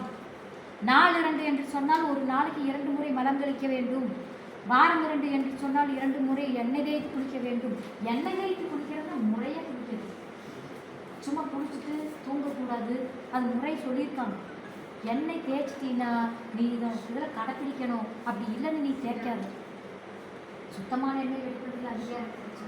அப்போதெல்லாம் காய்ச்சி வைப்பாங்க. அவங்க வீட்டில் கர்ப்பிணி பெண் இருந்ததுன்னா அவங்க வர்றதுக்கு முன்னால் அதெல்லாம் காய்ச்சி வைப்பாங்க. அந்த எண்ணெய் ஆமணக்கு விதைகளை போட்டு அது சுத்தமான எண்ணெய். அப்போ எண்ணெய் தேய்ச்சி குடிச்சின்னா அந்த நாள் வெந்நீரில் விழாவுதல் சொல்லலாம் பாருங்க. சொல்லும்போது விழாவுதல் பச்சை தண்ணீர் கலக்கக்கூடாது. ஒரே தண்ணியாக காய வச்சு அதில் நாம் குளிச்சுட்டு அந்த இந்த நீங்களாம் பழச்சாறு ஜூஸ் குடிக்கிறீங்க, அதில் பழச்சாறு அதை அருந்தக்கூடாது. குளிர்பானங்கள் அருந்தக்கூடாது. பிறகு வெயிலில் அலைந்து திரியக்கூடாது. பிறகு பகலிலே உறங்கக்கூடாது. பிறகு என்னது அந்த நாள் மனம் முடித்த தம்பதியர் உறவு கொள்ளுதல் கூடாது. இந்த மாதிரி பழக்கங்கள் எல்லாம் மேற்கொண்டு எண்ணெய் தேய்த்து குடித்தால் 100க்கு 100 பலன் கிடைக்கும்னு சொல்லி வச்சுருக்காங்க மருத்துவத்தில். பிறகு மாதம் 2 அது திருமணம் முடித்தவர்கள் அவர் கொள்ள வேண்டிய உறவு முறை. வருடம் 2 வயிறு பேதிக்கு கொடுத்தல், குடலை சுத்தம் செய்தல். குடலை சுத்தம் செய்யணும் பாருங்க. அப்பொழுதெல்லாம் இந்த நிலாவர் இருக்கும், அதை தோண்டிட்டு தரிச்சு போட்டு சுண்டல் சட்டியில் இது பண்ணிடுவோம். அது காலையில் இருந்துச்சு அதை வடித்து ஆமணக்கண்ணையும் காய வச்சு 2ஐயும் கலந்து குடிக்க சொல்லுவாங்க. அதை குடிக்க வச்சுட்டு ஒரு ஒரு சட்டியில் கொத்தமல்லி செலவுச்சாறு வச்சுருவோம். செலவுச்சாறுன்னா சில போட்டு கலந்து தெரியுமில்ல, பூண்டு மிளகாய் எல்லாம் போட்டு செலவுச்சாறு குழந்தை கருமையாக பெண்களுக்கு கொடுத்தா தாய்ப்பால் பெறும். இன்னைக்கு எந்த தாயை பார்த்தாலும் பால் இல்லை, தாய்ப்பால் இல்லை. என்ன ஒரு கொடுமை, தாய்ப்பால் இல்லைங்க. குழந்தை பெற்றெடுத்தவங்க செலவுச்சாறு கொடுங்க அப்படியே பெறும். அப்போது ஒரு சட்டியில் செலவுச்சாறு, இன்னொரு சட்டியில் கருப்பட்டி போட்டு கொத்தமல்லி போட்டு காஃபி. அப்போ உனக்கு என்ன தேவையோ அதை வயிறார நிறைய குடிக்கணும். இனிப்பு காஃபி வேணுமா, செலவுச்சாறு வேணும், வயிறு நிறைய அதை குடிச்சிட்டு வேதியாகும். பிறகு சுடுதண்ணியில் குளித்த பிறகு ஒரு பருப்பு துவரப்பருப்பு போட்டு உப்பு காரம் கம்மியாக போட்டு சாப்பாடு செஞ்சு இல்லை சிலப்பு சாரோடோ இல்லை இந்த பருப்பு சாரோடையோ இதை கொடுப்பது வழக்கம். இது படிக்காத பாமர மக்கள் செஞ்சு சொன்னாங்க. எங்கள் அம்மா எனக்கெல்லாம் செய்வாங்க. அவங்களுக்கு எதுவும் தெரியாது. அந்த முறைகள் செஞ்சு ஆரோக்கியமாக வாழ்ந்தார்கள். இதெல்லாம் எதுக்கு சொல்கிறேன்னா, வட்டார வழக்கு சொற்களில் வட்டார நாட்டுப்புற மக்கள் வாழ்ந்த வாழ்க்கை முறையை உங்களிடத்திலே சொல்லுகிறேன். வட்டார மொழி தான் ஆட்சி மொழியாக இருந்தது. ஏன்னா அந்த நீங்கள் எந்த அலுவலகத்துக்கு போனாலும் அந்த சொல் அங்கே இடம்பெறும். அப்போ அது உங்களுக்கு தெரியும். இந்த சொல் அங்கே இருக்குதுன்னா சொன்னால் உங்களுக்கு புரியும். ஆனால் இப்பொழுது புழக்கத்திலே இல்லை. அதுதான் வருத்தம். புழக்கத்திற்கு கொண்டு வரணும், அந்த சொல்லு தெரியணும். அப்பொழுது அவங்களுக்கு இதை ஆங்கிலத்திலேயே பேசும், ஆங்கிலத்திலேயே சொல்லு. வீட்டுகள்லேயே அப்படி குழந்தைகளிலிருந்து மழலையர்களிலிருந்து அவங்களுக்கு பழக்கி வச்சோம். ஆங்கில வழக்கு மொழி வளரலை என்று சொல்லி. ஆனால் இந்த நிலையெல்லாம் மாற்றி நாம் நம் மொழியை கொண்டு வர வேண்டும். தமிழ் மொழியில் பேச வேண்டும், தமிழில் எழுத வேண்டும், பிழையில்லாமல் எழுதி பழக வேண்டும். ஏன் நன்கு படித்த பேராசிரியர்களே, என்னை போன்ற பேராசிரியர்களே என்ன செய்கிறோம், எழுத்து பிழையோடு எழுதுவதை நான் பார்க்கிறேன்.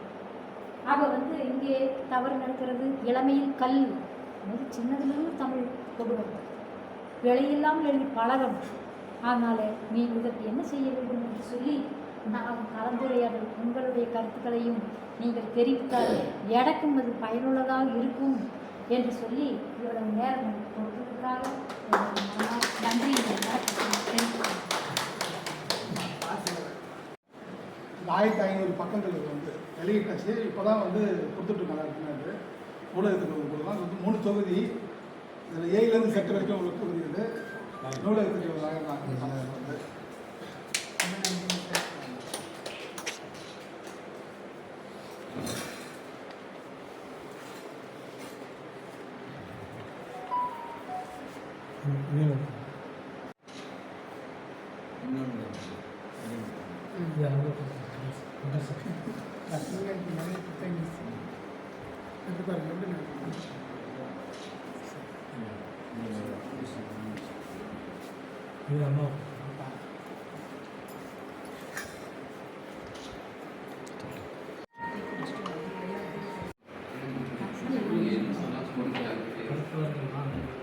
சரி மைக் அவர்கிட்ட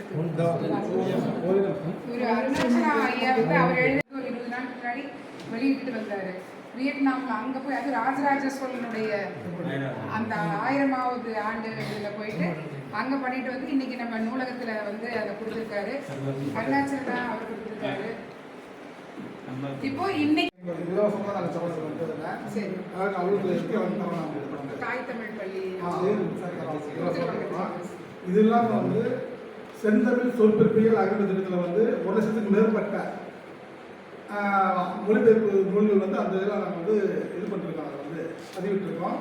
அது வந்து சொற்கொவை நீங்கள் போனீங்கன்னா www சொற்கொவை தமிழ்.in போட்டு போனீங்கன்னா TN.in போட்டு போனீங்கன்னா 1 லட்சத்துக்கு மேற்பட்ட சொற்கொவை நூல் அங்கே வந்து இது மொழிபெயர்ப்புகளில் வந்து வார்த்தைகள் இருக்குது. தமிழ் படித்தவங்க வந்து அம்மாவுக்கு ஒரு சின்ன நான் சொல்லியிருக்காங்க வந்து தமிழ் படித்தவர்கள் உண்மைதான் கஷ்டப்படுறாங்க வாசல் தான். ஆனால் தமிழ் படித்தவர்கள் இறைவன் வகையாக தமிழ் படித்தவர்கள் தான். தமிழ் வந்து ஓய்வு பெற்றவர் ஜெயசரன் ஐயா இப்போ இதில் விருதுநகர்லேருந்து ஓய்வு பெற்ற மாறி சென்னையில் பணிபுரிக்கிறார். அவரும் தமிழ் படித்தவர் ஐயாப்பா. அதுக்கப்புறம் வந்து திண்டுக்கல்ல மாவட்டத்தில் வந்து சரவண ஐஎஸ் இருக்கார் ஐயாப்பா இருக்கார். அவரும் தமிழ் படித்தவர் தான். நம்மளுடைய படிப்பு வந்து நம்ம எந்த அளவுக்கு நம்ம வந்து அதை வந்து ஆழமாக நம்ம படித்து போகிறோமோ கண்டிப்பாக நமக்கு வந்து அது வேலைக்கு உண்டு. அதில் இப்போ எங்கள் துறையில் வந்து 13 பேர் இளங்கலை முடித்தவங்க, தமிழ் முடித்தவங்க, முதுகலை தமிழ் முடித்தவங்க. அவங்க ஏற்கனவே வந்து ஆசிரியர் தேர்வுக்காக தயார் பண்ணி வந்தாங்க. இந்த 13 பணியிடங்களை வந்து சென்ற மாதம் தான் அவங்களுக்கு வந்து நியமனம் பண்ணி எல்லாம் போய் இந்த மாதம் 1ஆம் தேதி டிசம்பர் மாதம் தான் போய் எல்லாம் போய் பண்ணி சேர்ந்தாங்க. அந்த 13 பேருமே 13 பேரும் வந்து தமிழ் படித்தவங்க அவங்க. அதனால் வந்து தமிழால் முடியும்னு சொல்லிட்டு நாங்கள் வந்து ஒரு 3 நாள் நாங்கள் பயிற்சி செய்கிறோம். தமிழ் படித்த ஒரு மாணவர்களுக்காக, கல்லூரி மாணவர்களுக்காக ஒவ்வொரு மாவட்டங்களையும் மதுரை, சென்னை, திருச்சி சொல்லிட்டு வைக்கிறோம். ஏன்னா அவங்க தமிழ் படிச்சுட்டு நமக்கு வந்து வேலை இல்லாமல் போயிடுமோன்னு சொல்லிட்டு அவங்க எந்த மதிலே மன ரீதியிலையோ மன அழுத்தத்திலையோ போகக்கூடாதுன்றதுக்காக பெரிய பெரிய அறிஞர்கள் வந்து அவங்க வந்து வகுப்பு நடத்தி பெரிய சிறப்பாக பண்ணி அதை இது பண்ணுறோம். அதனால் வந்து இப்போ கூட சரி, இப்போ தேர்வாணத்தில் வந்து தொகுதி 4, தொகுதி 2, தொகுதி 1 எழுதும்போது உங்களுக்கு வந்து முழுமையாக தமிழில் தான் உங்களுக்கு விருப்பம் பண்ண கொடுக்குறாங்க. அதை வந்து அதில் ஒன்று தொகுதி 2 மட்டும்தான் ஒரே பாடம் வந்து 1000 கொடுப்பாங்க. மீது எல்லாமே ஒரு தமிழ் பாடம் தான். அதனால் தமிழ் பாடம் படித்தவங்க, தமிழில் மொழி படித்தவங்க வந்து மொழி பற்றி நான் தப்ப சொல்லலை, பெரிய மொழியை தெரிஞ்சுக்க வேண்டாம். தமிழ் படித்த மாணவர்கள் வந்து அந்த அளவுக்கு போனதுன்னு சொல்லிட்டு என்னுடைய இது. ஆனால் அவங்களுடைய காரணம் அவங்க வந்து கொஞ்சம் பின்னாடி வேறக்கூடாது. இப்போ கூட சொல்லியிருந்தாங்க வந்து இதுக்கு இந்த தேர்வு வரும்போது அந்த பையன் வந்து அழுதாரு என்கிட்ட, என்ன படிச்சிருக்கேன் பண்ணால் வந்து நான் MA முடிச்சிருக்கேன், MSc முடிச்சிருக்கேன் சொல்லியிருந்தாரு. ஏன்பான்னு கேட்டேன்.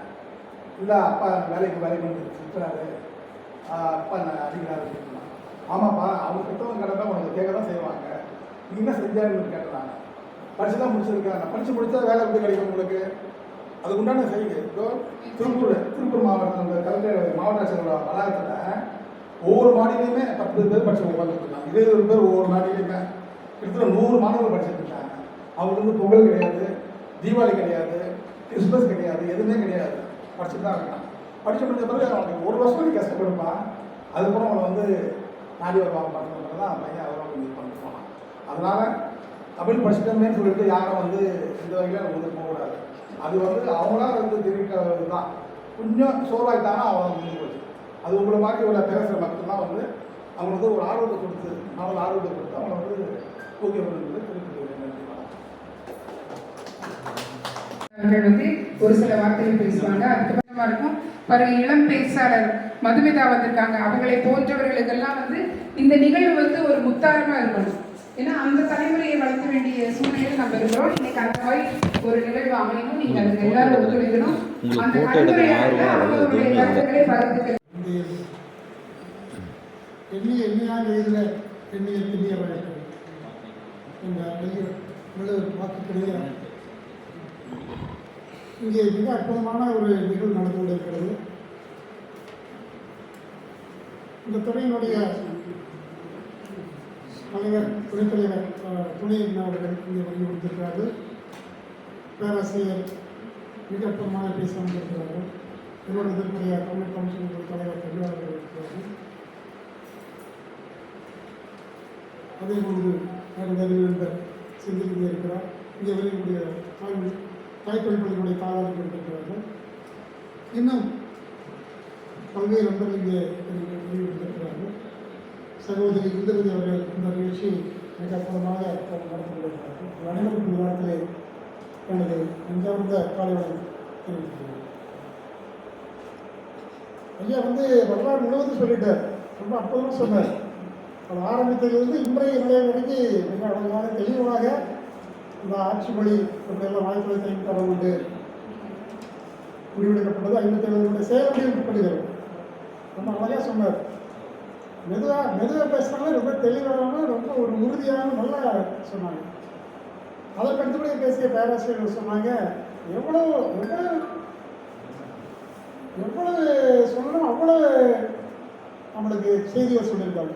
உண்மையிலே ஆச்சரியமாக இருக்குது. நம்ம எல்லாரும் கொண்டு வட்டாரத்தில் பிறந்தவர்கள் வளர்ந்தவர்கள் இப்போ இருந்துட்டு இருக்கிறோம்.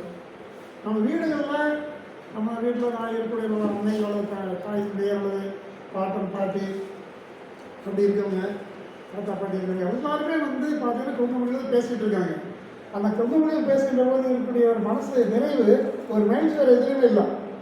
நம்ம இதை சந்திக்கிறப்போ நம்ம தாய்மொழி பேசுகிறப்போ அவ்வளோ ஒரு சந்தோஷம் வருகிறது. நானும் தங்கமலையாவது கம்போடியா போயிருந்தோம். அவருக்கு நம்ம வாய்ப்பு கிடைச்சது. சோழ பேரரசு பற்றி உங்களுக்கு தெரியும். அதில் 11ஆம் நூற்றாண்டு 11 ஆட்சி புரிந்த சோழர் ராஜராஜ சோழர், அவருக்கு பிறகு இந்த ராஜேந்திர சோழர் எப்படியெல்லாம் ஆட்சி புரிந்தார்கள். அந்த ஆட்சி புரிந்த 1000வது ஆண்டு நிறைவு விழாவுக்காக நாங்கள் கடந்து எங்கே போயிருந்தோம். அங்கே போகிறப்ப பார்த்தீங்கன்னா அந்த நிகழ்வில் மலேசியாவில் வந்திருக்காங்க, சிங்கப்பூர் வந்திருக்காங்க, கனடாவில் வந்திருக்காங்க, ஜெர்மனியில் வந்திருக்காங்க, ஸ்ரீலங்காவிலேருந்து வந்திருக்காங்க, நியூசிலாந்து, இந்தோனேசியாவில் வந்திருக்காங்க, வியட்நாமில் வந்திருக்காங்க, ஆஸ்திரேலியா, கனடா, இப்போல்லாம் நாடுகளை சேர்ந்த மக்களுக்கு பார்க்கறதுக்கு வாய்ப்பு கிடைச்சிது. அனைவருமே தமிழ் அழகாக பேசுகிறாங்க. அவங்க ஒன்றும் ஆங்கிலத்தில் பேசலாம். தமிழ் எல்லாருமே அருமையாக பேசுகிறாங்க, யதார்த்தமாக பேசுகிறாங்க. அந்த நாடுகள் அவங்க வளர்கிறதுக்கு நல்ல முயற்சி பண்ணுறாங்க, ரொம்ப அறுபாடு பண்ணுறாங்க. அந்த தமிழ் சேகர் நடத்தக்கூடிய கம்போடியில் இருக்கிறவங்க பார்த்தீங்கன்னா அவங்க சொல்லக்கூடிய தமிழர்களே இல்லை, சீரோ சேர்ந்தவர் வேற ஒரு இது சேர்ந்தவர், அவர் தான் அதை எடுத்து நடத்துகிறார். ஒரு 2 குடும்பம் மட்டும் தமிழ் அங்கே வந்து பார்த்தீங்கன்னா கம்போடியாவில் இந்த நிகழ்ச்சியை தொடர்ந்து நடத்துகிறாங்க வருஷம். நான் அதிகமாக நேரம் எடுக்கிறவங்க நான் வந்து கலந்துரையாடலாம் பண்ணலாம்னு நான் நினைக்கிறேன். கொடுப்பாங்க அங்கே அவங்க எடுத்து நடத்துகிறப்ப பல லட்சம் செலவு பண்ணுறாங்க. செலவு பண்ணி மிகப்பெரிய ஒரு அரங்கு ஏற்படுத்திங்க. இங்கே நம்ம தமிழகத்திலிருந்து சட்டமன்ற உறுப்பினர் கொங்கு ஈஸ்வரன் அவர்களுக்கு வந்துருந்தாங்க. அதே மாதிரி பார்த்தீங்கன்னா தஞ்சாவூர் பார்க்கக்கூடிய ஜெயகுண்டனுடைய சட்டமன்ற உறுப்பினர் அவர் வந்திருந்தார். நிகழ்ச்சி வந்திருந்தாங்க. மலேசியாவிலிருந்து அந்த அமைச்சர்கள் வந்திருந்தாங்க.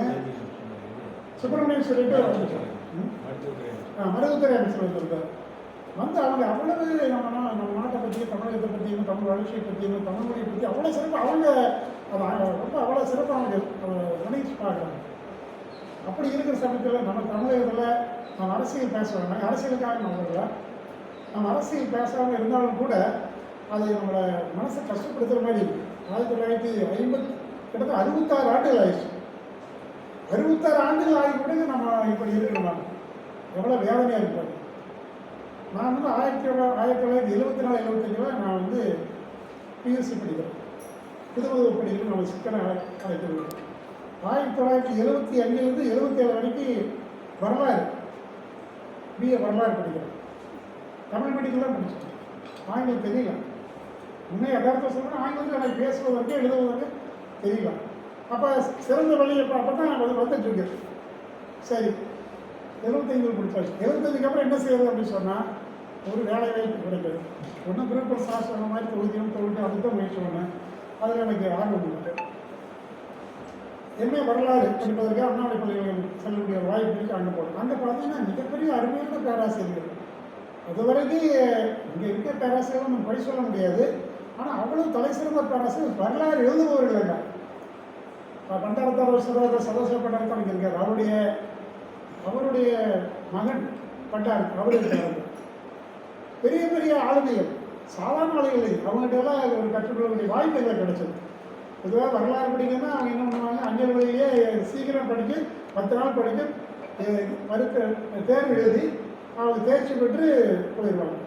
ஆசிரியர் பிறகு என்ன பண்ணுவாங்க, நீங்கள் நம்ப மாட்டீங்க, பிஎஸ்சி மேத்ஸ் படிக்கிறவங்க, பிஎஸ்சி கெமிஸ்ட்ரி படிக்கிறவங்க, பிஎஸ்சி ஃபிசிக்ஸ் படிக்கிறவங்க, பாட்டனி சோலை படிக்கிறவங்க எம்ஏ வரலாறு எடுத்து படித்து ப்ரொமோஷன் வாங்கிடுவாங்க. அப்போ ஒரு ரெகுலராக படிக்கக்கூடிய தொடர்ந்து படிக்கக்கூடிய எம்ஏ வரலாறு படிக்கிற மாணவர்கள் வேலை வாய்ப்பு இல்லை. நான் அந்த சூழ்நிலையில் நீங்கள் என்னோட நிலைமை எப்படி இருக்கு முடிச்சு பாருங்க. 1979 நான் எம்ஏ வரலாறு முடிச்சேன். அதன் பிறகு வேலை வாய்ப்பு இருக்காதுன்னு சொன்னால் வேலை வாய்ப்பு தான். அதன் பிறகு நான் ஆங்கிலம் கற்றுக்கொள்ள ஆசைப்பட்டு, ஏன்னா வேலை வாய்ப்பு வேண்டும் என்பதற்காக ஆங்கிலம் படிக்கக்கூடிய சூழலை என்னை தள்ளுது. ஒரு 6 மாதத்துக்குள்ளாக நான் அதை படிச்சுட்டு சென்னையில் SPOA school and junior college ஒரு பள்ளியில் நான் ஆங்கிலம் பேசியதற்காக என்னை எடுத்தாங்க. ஆங்கிலத்தில் ஒரு வேலை கிளாஸ் எல்லாம் எடுக்க முடியும், கம்யூனிகேஷன் எல்லாம் இருக்குது அப்படிங்கிறதுக்காக எடுத்து அப்படி தான் எனக்கு வேலை வாய்ப்பு கிடைச்சது. ஏன் அரசு செய்யவில்லைன்னு நான் கேட்டேன். என்னுடைய குற்றச்சாட்டு தனிப்பட்ட எந்த அரசு மேலே எனக்கு கிடையாது. 1966 ஆண்டுகள் இல்லைங்களா, ஒரு 50 ஆண்டுகளுக்கு முன்பாக தமிழ் படித்தவர்களுக்கு வேலைவாய்ப்பு சொல்லியிருந்தால் எத்தனை பேருக்கு வேலைவாய்ப்பு எடுக்கிறது, எத்தனை தமிழ் பள்ளிகள் உருவாயிருக்கு. ஐயா இருக்காங்க. நீங்கள் பார்த்தீங்கன்னா திருப்பூரில் ஒரு இரண்டே பள்ளிகள் தான் இருக்குது. ஐயா இடத்துக்கூடிய தாய்ப்பால் மிக அற்புதமாக நடத்தி கொண்டிருக்கிறார். குழந்தைகள் குறைவு, வருமானம் குறைவு, செலவுகள் அதிகம், நிர்வாசங்கள் அதிகம் இருந்தாலும் கூட பல்வேறு சோதனைகளை கடந்து நடத்தி கொண்டிருக்கிறார். அதே போன்று பாண்டியர்கள் தாய் தொழில்கள் இருக்குது. அவர் நிர்வாகி மனவர் அவர் இங்கே வந்திருக்கிறார். எவ்வளோ செலவு பண்ணுறாங்க. அப்போ அரசு அவங்க சொன்னால் ரொம்ப அறிவாக சொன்னாங்க, அரசு நினைத்தால் எதையும் சாதிக்க முடியும். துருக்கியில் கமல் பாஷான்னு சொல்லிட்டு அவர் ஆட்சி பண்ணுறாரு. அது துருக்கியில் நாடு ரொம்ப அதாவது சிக்கன் ஆஃப் யூரோப் அப்படின்னு சொல்லுவாங்க. அதாவது நோயாளியான ஒரு நாடு. அந்த நாட்டை அவர் ஆட்சி வந்த பிறகு முற்றிலுமாக மாறுகிறது. ஆட்சி மொழி துருக்கி தான், அரபி கிடையாது. குரான் அரபு மொழியில் இருக்குதுங்க. வலது பக்கத்தில் இடது பக்கம் எழுதிட்டு இருக்காங்க, அதை மாத்துறாரு. துருக்கி மொழியில் இடது பக்கத்தில் அப்படி எழுதும், அவங்க வலது பக்கம் மாத்துறாரு. துருக்கி மொழி தான் ஆட்சி மொழி. துருக்கி மொழி தான் அதாவது எல்லா தரத்தையும் கொண்டு வர்றாரு. அனைவருக்கும் வேலைவாய்ப்பு. துருக்கி மொழி தெரிஞ்சா மட்டும்தான் வேலைவாய்ப்பு, இல்லாட்டி இல்லை வேலைவாய்ப்பு கிடையாது. அப்போ வேலைவாய்ப்பு அவர் கொடுக்குறாரு. வேலைவாய்ப்பு கொடுத்ததுக்கப்புறம் எல்லாருக்கும் வேலைவாய்ப்பு வருகிறது, அவர்களுக்கு வருமானம் வருகிறது, குடும்பத்தை நடத்தப்படுகிறது, தங்களுடைய தாய்மொழியை அவர்கள் போற்றுகிறார்கள், அதை நடத்துகிறாங்க. அப்போ அந்த நாடு எடுத்த முடிவு நம்ம எடுக்க முடியலையே. இன்னைக்கு பிரான்ஸில் பிரெஞ்சு மொழிங்க, அந்த பிரெஞ்சு மொழியில் நீங்கள் இப்போ பாருங்க, தினத்தஞ்சியில் தினமலர்லையோ ஒரு சில நாடுகளில் தவறாக எழுதுறாங்க, பத்திரிகைகள் தவறாக வருது, செய்திகள் தவறாக வருது. அந்த எழுத்துக்களை அவ்வளோ எழுத்துப்பிழைகள் இருக்கிறது. பிரான்ஸ் நாட்டில் அந்த பிரான்ஸில் வரக்கூடிய அந்த நாளிதழ்களில் எழுத்துப்பிழை இருந்தால் அவங்களுக்கு பயங்கரமான தண்டனை விதிக்கப்படுகிறது. அந்த உரையாடலில் வானொலியிலையோ அல்லது தொலைக்காட்சியில் உரையாடலில் பிரெஞ்சு மொழியை தவறாக பயன்படுத்துவதோ, தவறாக உச்சரித்தாலோ அல்லது மொழிக்கலப்பு செய்தாலோ தண்டனை, கடுமையான தண்டனை.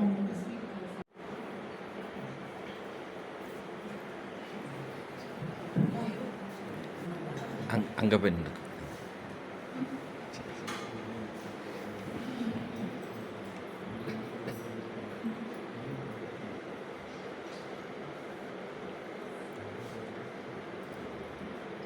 ஆதிமொழி அன்னை மொழி ஐயன் வள்ளுவன் வாய்மொழி ஐவகை நிலத்தின் செய்மொழி ஐம்பெரும் காப்பியம் ஈர்த்த மொழி யாதும் ஊராகி செழித்த மொழி வந்தாரையெல்லாம் வாழ வைத்த நம் தாய்மொழியாம் தமிழ் மொழிக்கு என் முதற்கண் வணக்கத்தை தெரிவித்து அவையோருக்கும் என் வணக்கங்கள்.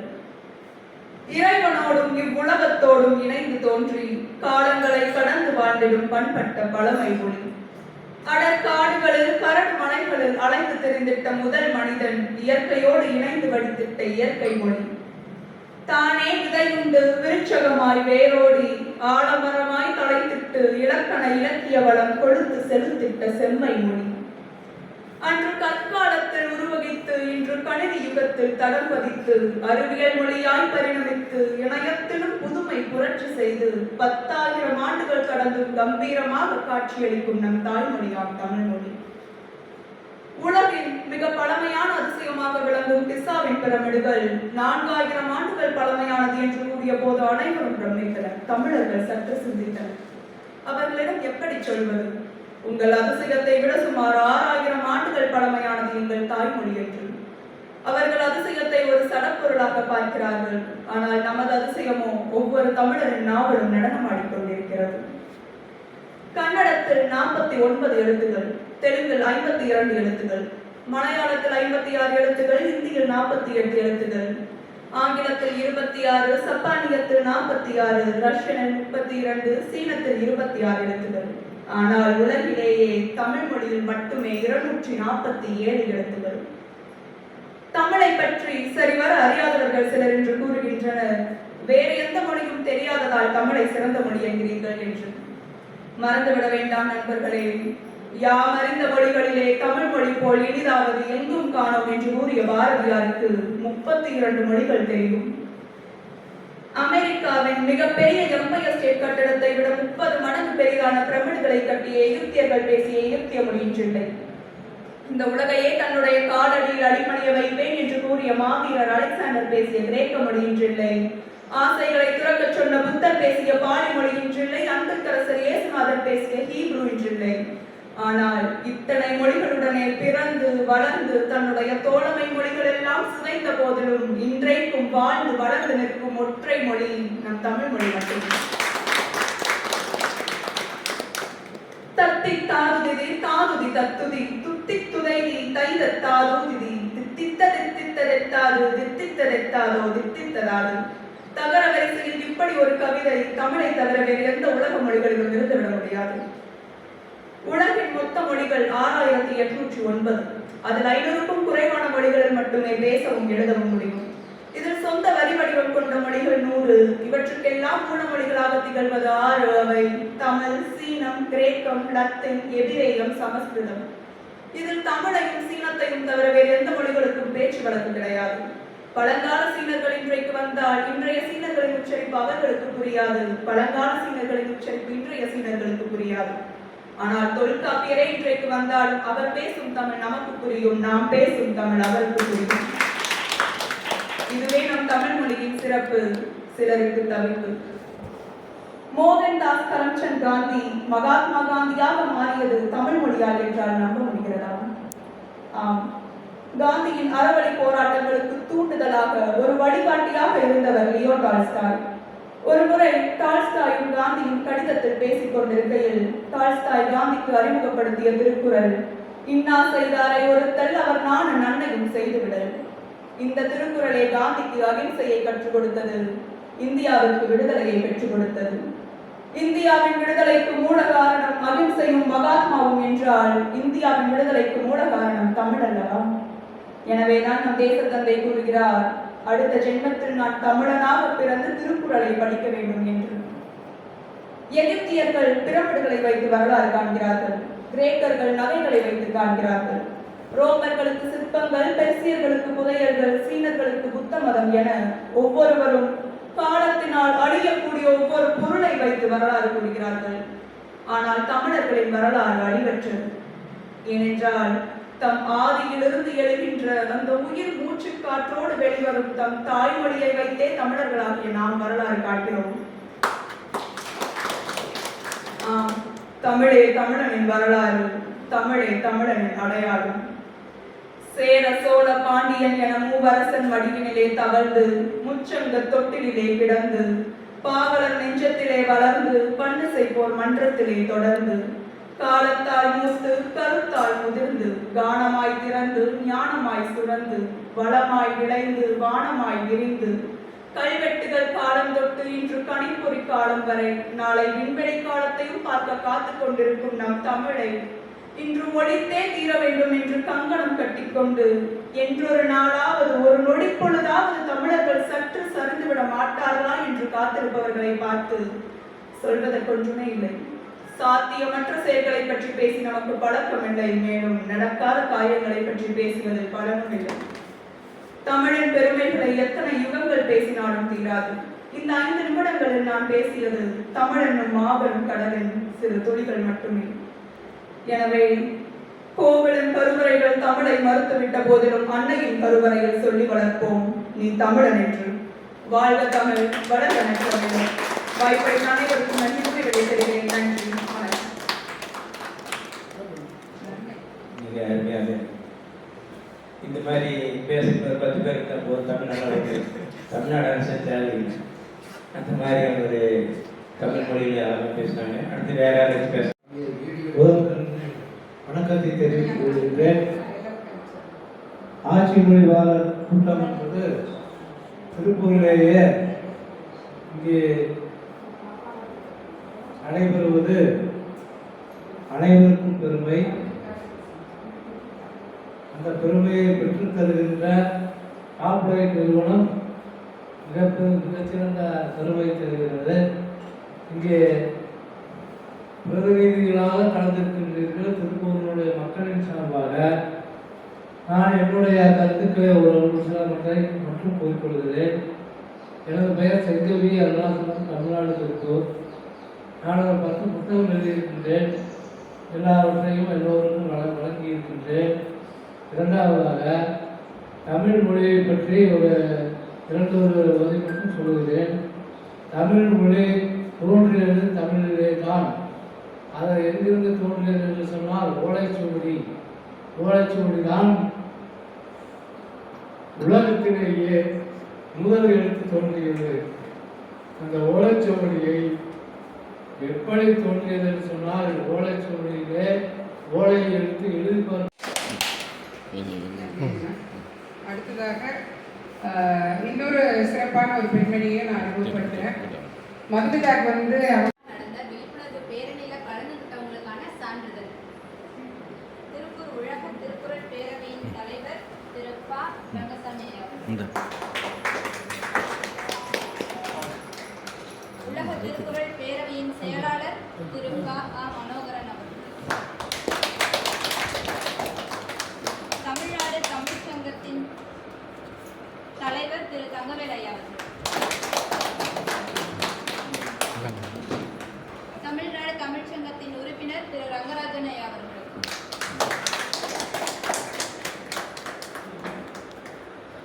டாப்லைட் நூலகத்தின் நூலகர் திருமதி இந்துமதி அம்மா அவர்கள், டாப்லைட் நூலகம் திரு ஸ்ரீராம் அவர்களுக்கு, உங்களை மாதிரி வேலூரில் இருக்காங்கம்மா, அவங்க ஜெயஜோதி உங்களை மாதிரி தான் இருப்பாங்க. எல்லாம் உருவம் தான். ஆமாம் ஆமாம் பார்த்து நானும் கடினமாக அசல் ஒன்று நீங்கள் தான் உங்களை மாதிரி தான் இருப்பாங்க. அவங்க சிறப்பாக செய்வாங்க. ரொம்ப தமிழ் மேலே பற்று விட்டவங்க. 3 டிஸ்ட்ரிக்ட் பார்த்துக்கிறாங்க. ஆமாம் ஆமாம் ஆமாம். திருப்பத்தூர் பார்க்குறாங்க, ராணிப்பேட்டை பார்க்குறாங்க, இது வேலூர் பார்க்குறாங்க.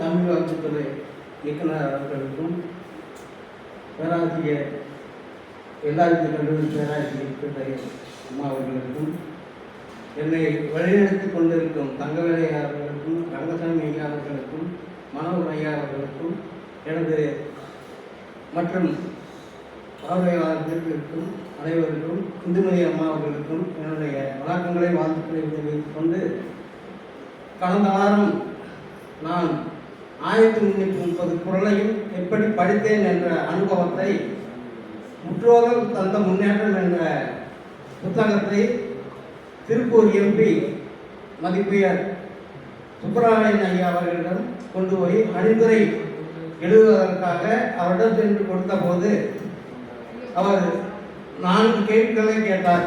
அந்த குறளை மட்டும் சொல்லி நான் விடைபெறுகிறேன். மேலிருந்தும் அப்படின்னு சொல்லி ஒரு வார்த்தை மட்டும் சொன்னார். அந்த குறள் வந்து அதிகாரம் 98 பெருமை என்ற அதிகாரத்தில் 973வது குறளாக மேலிருந்தும் மேலல்லார் கீழிருந்தும் கீழல்லார் என்று சொன்னவுடன் அதற்கு பொருள் என்ன என்று கேட்டார்.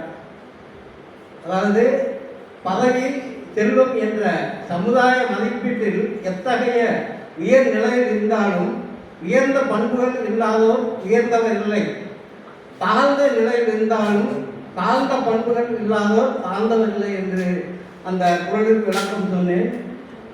அடுத்தபடியாக நீங்கின் தெருவும் அப்படின்னு சொல்லி நீங்கின் அப்படின்னு சொல்லி ஒரு குறள் கேட்டார். அதற்கு 111வது அதிகாரத்தில் புணர்ச்சி மகிழ்ந்தல் என்ற அதிகாரத்தில் 1104வது குறளாக நீங்கின் தெருவும் குழுகுங்கா தன்னென்னும் தீயாண்டு பெற்றார் இவள் என்று சொன்னேன். அதற்கு பொருள் என்னவென்று கேட்டார். அதாவது விலகினால் வெப்பமாகவும் நெருங்கினால் குளிர்ச்சியாகவும் இருக்கும் இந்த அதிசய நெருப்பை இந்த அழகு மகள் எங்கிருந்து பெற்றாள் என்று அந்த பொருளுக்கு விளக்கம் சொன்னேன். அடுத்தபடியாக எல்லா புகழும் தரும் என்ற குறள் எந்த அதிகாரத்தில் வருகிறது என்று கேட்டால், நான் அதற்கு அதிகாரம் 46 சிற்றினம் சேராமை என்ற அதிகாரத்தில் 457வது குறளாக மனநலம் மண்ணீர் தாக்கம் இனநலம் எல்லா புகழும் தரும் என்று சொன்னேன். அதற்கு விளக்கம் கேட்டார். அதாவது இன்று மன தூய்மை பெற்றால் நாளைய விளைவுகள் நல்லதாகும், நல்ல இனத்துடன் சேர்ந்தார்க்கு எல்லாமே நன்மையாகும் என்று பதில் சொன்னேன். அதற்கு அவர் மிகவும் புகழ்ந்து, அதாவது திருக்குறளை வந்து மனப்பாடமாக ஒப்பிப்பார்கள், ஆனால் நீங்கள் நல்ல திருக்குறளை அழகாக சொல்லி அதற்கு பொருளும் சொல்கிறீர்கள், நான் சிறப்பாக உங்களுக்கு அணிந்தரை வழங்குகிறேன் என்று சொல்லி என்னுடைய முற்றோதல் தந்த முன்னேற்றம் என்ற புத்தகத்தை வாங்கி கொண்டார். அவருடைய இன்னும் 2 நாட்களில் எழுதி கொடுக்கிறேன் என்று உறுதியளித்திருக்கிறார் என்ற விவரத்தை உங்கள் மத்தியில் சொல்வதில் நான் பெருமை கொண்டு, திருக்குறள் படித்தால் உயர்வு கிட்டும், திருக்குறள் படித்தால் பண்பாடு தானே வரும், திருக்குறள் படித்தால் மனமா ஒளியும், திருக்குறள் படித்தால் தெய்வ நிலை எய்தலாம் என்று கூறி வாய்ப்புக்கு நன்றி கூறி விடைபெறுகிறேன். நன்றி, வணக்கம். 1330 சொல்லக்கூடிய ஒரு சாதனையான மனிதர், நல்ல மனிதர். அதே மாதிரி ஆங்கிலத்திலேயே 450 ஊரில் படிச்சிருக்காங்க. அவங்க தமிழை வந்து பல ஆண்டுகளாக ஆராய்ச்சி பண்றாங்க. கோல வடிவலை எல்லாம் அந்த தமிழை வந்து சிந்து சமவெளி நதியோரத்துல அந்த எழுத்துக்கள் அந்த வடிவங்களை எல்லாம் கோலமாவே போட்டிருக்காங்க. கோல தமிழ்லே வந்து ஒரு புத்தகம் 2-3 புத்தகங்கள் எழுதியிருக்காங்க. இப்போ நாளானைக்கு வர புதன்கிழமை கீழடியில் ஒரு புத்தகம் வெளியிடுறாங்க. ரொம்ப சிறப்பான பெண்மணி. இவங்களுடைய ஃபேஸ்புக்ல போய் நீங்க பார்த்தீங்கன்னா சங்க காலத்திலிருந்து என்னென்ன டாபிக் எழுதணுமோ அத்தனை பெரிய பத்திகளாக தான் இருக்கும். ஆனால் ரொம்ப சிறப்பாக எழுதியிருப்பாங்க. கண்ணகி வாழ்ந்திருந்த வீடெல்லாம் இடிந்த நிலைமையில் இருக்கு, அதுக்கெல்லாம் போயிட்டு வந்திருக்காங்க. எனக்கு ரொம்ப பிடிக்கும் இவங்களோட பதிவுகளாகட்டும், இவங்க செய்யக்கூடிய அந்த நிகழ்வுகளாகட்டும். மதுமிதாவுடைய பேச்சை பாராட்டி அவங்க எழுதிய கோலத்தமிழ் புத்தகத்தை தங்கம் ரமேஷ் அவர்கள் இன்னைக்கு இந்த அவையில் கொடுக்கிறது நான் ரொம்ப பெருமையாக நினைக்கிறேன். தங்கம் அவர்கள் செய்ய ஒரு சில வார்த்தைகள் இவங்க சரி பயன்படுத்தல. தமிழ் வளர்ச்சி துறையில் எந்த நிகழ்வு அழகாக கோலம் போடணும், தமிழ் எழுத்துக்கள். ஆனால் நொய்யல் பண்பாட்டில் கோலம் போட்டது புத்தகத்தில் எல்லாம் போட்டது. வணக்கம், என் பெயர் தங்கம். என் கணவர் பேர் ரமேஷ். எனக்கு ஒரே பையன், 28 வயசு ஆகுது. அவர் ஆர்கிடெக்ட். எனக்கு சின்ன வயசுலேருந்தே தமிழ் எழுத்துக்களை வச்சு இந்த மாதிரி நான் கோலம் போடுவேன். 2024 சிந்துவெளி குறியீடுகள் எல்லாம் கொடுத்து இந்த மாதிரி ஒரு கோலமும் போட்டேன். அப்புறம் அதை தான் இங்கே நொய்யல் திருவிழாவில், புத்தக திருவிழாவிலாம் நாங்கள் போட்டோம். அந்த கோலம் எல்லாரையும் போய் சென்றடைஞ்சிச்சு. எதுக்காக அந்த கோலம் போட்டேன்னா, அந்த சிந்துவெளி குறியீடுகள் இருக்கிறது நமக்கு தெரியும், ஆனால் அந்த குறியீடுகள் என்ன வடிவம்ன்றது நிறைய பேருக்கு தெரியாது. எல்லா தரப்பு மக்களுக்கும் போய் சேரணுன்றதுக்காக கிட்டத்தட்ட ஒரு 5 மணி நேரம் இந்த கோலம் போட. அப்படி அந்த அதாவது 4x4 இன்ச் சைஸில் நமக்கு வந்து ஒரு முத்திரைகள் தான் நமக்கு கிடைக்கும். அந்த முத்திரைகளுக்கு மேலே ஒரு 4-5 குறியீடுகள் இருக்கும். அந்த குறியீடுகள் எல்லாத்தையும் தொடுத்து நான் அந்த கோல வடிவத்தில் போட்டேன். அது நிறைய பேர் அது ஆர்வமாக கேட்டாங்க. சின்ன குழந்தையிலேருந்து பெரியவங்க வரையும் இதுதான் நம்ம குறியீடா, இதுதான் நம்மளுடைய எழுத்தா அப்படின்னு கேட்கும்போது எனக்கு ரொம்ப ஆர்வமாக இருந்தது. அதனால் எந்த ஊராக இருந்தாலும் போய் அந்த கோலங்களை போட்டுட்டு வருவேன். இது வந்து நான் கடந்த வருடத்தில் கோலத்தமிழ்ன்ற புத்தகம். என்னுடைய கோலங்கள், அந்த கோலம் போடும்போது என் மனசில் தோன்றின எண்ணங்கள் அதுதான் எழுதியிருக்கேன்.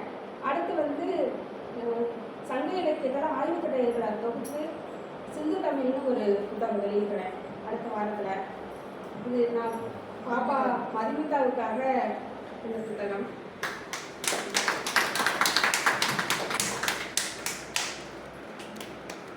இரண்டு பெண்களுமே இருவேறு துருவங்களில் பயணிக்கிறாங்க, ஆனால் தமிழுக்காக பயணிக்கிறாங்க. அதுதான் சிறப்பு.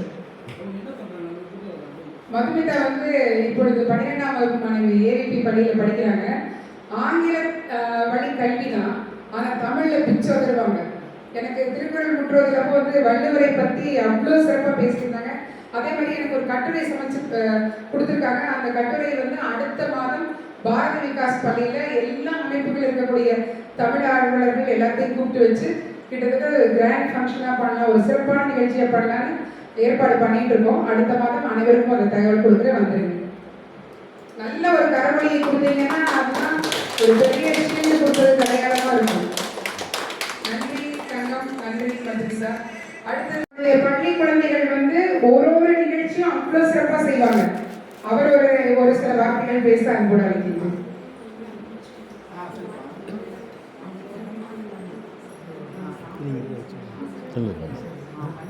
பார்க்கலாம். தாய் தமிழ் பண்ணி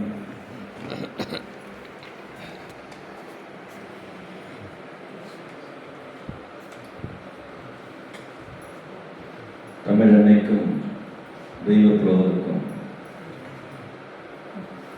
தெய்வப்புலவரையும் வணங்கி இந்த இனிய நிகழ்வின் தலைவர் உள்ளிட்ட அவையோர் அனைவருக்கும் எனது திருக்குறள் வணக்கத்தை தெரிவித்துக் கொள்கிறேன். தமிழ் வளர்ச்சித்துறையின் இந்த இனிய நிகழ்விலே பங்கேற்பதில் பெருமை அடைகிறேன்.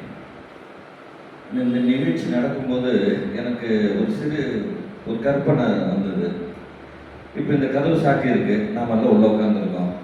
யாரோ கதவு தட்டுறாங்க, இந்து மதம் போய் கதவு திறக்கிறாங்க, என்ன வேணும்னு சொல்லி கொஞ்சம் குடிக்க தண்ணி வேணும்னு சொன்ன உடனே எனக்கு தண்ணி கொடுக்குறாங்க. என்ன உள்ள நல்லா அழகா புத்தகமெல்லாம் வச்சிருக்கீங்களா, என்ன உள்ள வரலாமான்னு கேட்குறாங்க. அவர் உள்ள வர்றாரு, வந்து எல்லாத்தையும் பார்க்குறாரு. பார்த்துட்டு இங்கே இருக்கிற தன்னுக்கிட்ட அவர்கிட்ட இருக்கிற பொருளாக இங்கே இருக்கிற ஒருத்தருக்கு கொடுக்குறாரு. அந்த பொருள் சிறப்பாக இருக்கு. அப்போ இன்னொருத்தர்கிட்ட இன்னொரு பொருள் கொடுக்குறாங்க. இப்படி ஆளுக்கு ஒரு பொருள் கொடுக்கும்போது யார் இவர் புதுசாக வந்தாரு, இத்தனை பொருள் கொடுத்துருக்காரு, ஆனால் ரொம்ப நல்ல ஒரு பொருள் இருக்கு அப்படிங்கும்போது அவரை சார்ந்த 4-5 பேர் உள்ள வர்றாங்க. உள்ள வந்த உடனேயே நம்மை பணைய கைதிகள் போல பிடித்துக் கொள்கிறார்கள். ஆக நயவஞ்சகமாக நம் நாட்டிற்குள் நுழைந்தவன் தான் ஆங்கிலேயன். அவன் படையெடுத்து வரவில்லை, பணம் கொடுத்து வாங்கவில்லை. வியாபாரியாக உள்ள வந்து நம்ம எல்லாத்தையும் பிடிச்சிட்டான். அவன்கிட்ட துப்பாக்கி இருக்குங்க, நம்ம பதுங்கி இருந்துட்டு இருந்தோம். ஆனா நமக்குள்ள தனித்தனியா வீரம் வந்து அவனை வெளியே துரத்தி விட்ட ஒரு நிலையில. ஆக கல்வன் உள்ளே புகுந்தான், நாம் விழித்து கொண்டு கல்வனை வெளியேற்றினோம். ஆனால் கல்வனின் ஆடையை நாம் அணிந்திருக்கிறோம். இது எவ்விதம் சரியானது? ஆங்கிலேயம் தமிழை வளர்க்க வேண்டும் என்று சொன்னால் அந்த ஆங்கிலத்தை விட்டு சென்றவன் ஆங்கிலேயன். அவன் உள்ளே நுழைந்தான். அவனுடைய தடம் இன்னும் இங்கு வளர்ந்து கொண்டிருக்கிறது. அதை வீழ்த்தி தமிழ் இங்கு வளர வேண்டும் என்பதுதான் அவையோரின் நோக்கம், என்னுடைய நோக்கம். அந்த தமிழை நாம் நல்ல முறையில் வளர்த்துவோம். சில மாதங்களுக்கு முன்பு ஆஸ்திரேலியாவில் ஒரு சம்பவம் நடந்தது. கனடாவில் இருந்து சில பேர் அங்கு ஒரு நிகழ்ச்சிக்கு செல்கிறார்கள், அதே போல இங்கிலாந்தில் இருந்தும் செல்கிறார்கள். இந்த இரு பிரிவினருக்குள்ளும் ஒரு சலசலப்பு உருவாகி அது சண்டையாக மாறி துப்பாக்கி சண்டை என்ற அளவுக்கு அது வளர்கிறது. அப்போது காவல்துறை அங்கே நுழைந்து ஒவ்வொரு பிரிவிலும் உள்ளவர்கள் பெயர்களை குறிப்பிடுவார்களே, அப்படி எடுக்கும்போது கனடாவில் இருந்து வந்த ஒரு தமிழரின் பெயர் அந்த பட்டியலிலே இடம்பெறுகிறது. இங்கிலாந்திலிருந்து வந்தவர்களுடைய பெயரிலே ஒரு தமிழ் பெயர் வருகிறது. அந்த தமிழர்கள் இருவருமே நோக்குகிறார்கள், நீ தமிழனா, நீ தமிழனா என்று இருவரும் கூடி பேசுகிறார்கள். முடிந்தது சண்டை. அங்க சமாதானம் உதித்தது. இரு பிரிவுகள் துப்பாக்கி சண்டை அளவுக்கு போகும் நிலையிலும் இரு குழிகளும் இரு தமிழர்கள் இருப்பதால் அந்த இருவரும் பேசி பெரும் பிரச்சனையை தீர்த்து விடுகிறார்கள். அந்த பிரச்சனையை தீர்த்து விட்ட விதம் எனக்கு பாரதிதாசனுடைய கவிதை வரிகளை நினைவுக்கு கொண்டு வந்தது. சங்கே முழங்கு சங்கே முழங்கு சங்கே முழங்கு சங்கே முழங்கு எங்கள் பகைவர் எங்கோ மறைந்தார் இங்குள்ள தமிழர்கள் ஒன்றாத கண்டு. தமிழர்கள் ஒன்றாவதை கண்டு பகைவர்கள் மறந்தது போல, பகை மறந்தது போல நாமெல்லாம் ஒன்றிணைந்து தமிழுக்கு பெருமை சேர்ப்போம், தமிழால் நாமும் பெருமை அடைவோம் என்று கூறி நல்வாய்ப்பு நன்றி விடைபெறுகிறேன். நன்றி சொல்லுவோம். அடுத்தபடியாக அன்பார்ந்த வழக்கத்தமிழ், பொங்குத்தமிழ், இதில் பார்த்தீங்கன்னா நிறைய மருத்துவம் உண்மை.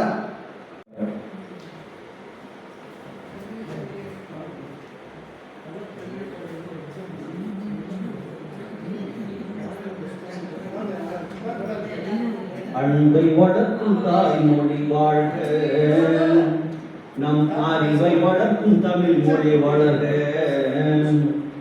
அறத்தை வளர்க்கும் செம்மொழி வாழ்க, நம் உறவை வளர்க்கும் செந்தமிழ் வளர்க, நம் உறவை வளர்க்கும் செந்தமிழ் வளர்க. அன்னை தாய் தமிழை வணங்கியும் வாழ்த்தியும் இங்கே வருகை தந்திருக்கக்கூடிய அனைத்து சான்றோர் பெருமக்களை வாழ்த்தி வணங்கி வரவேற்கிறோம். தமிழ் வளர்ச்சித்துறையினுடைய இந்த ஆட்சி மொழி சட்ட வார இந்த நிகழ்ச்சியில் கலந்து கொண்டிருக்கக்கூடிய அனைவரையும் வாழ்த்து வழங்குகிறேன். அதாவது இப்போ நான் பார்த்தீங்கன்னா யூடியூப் சேனல் வச்சு நடத்துகிறேன்.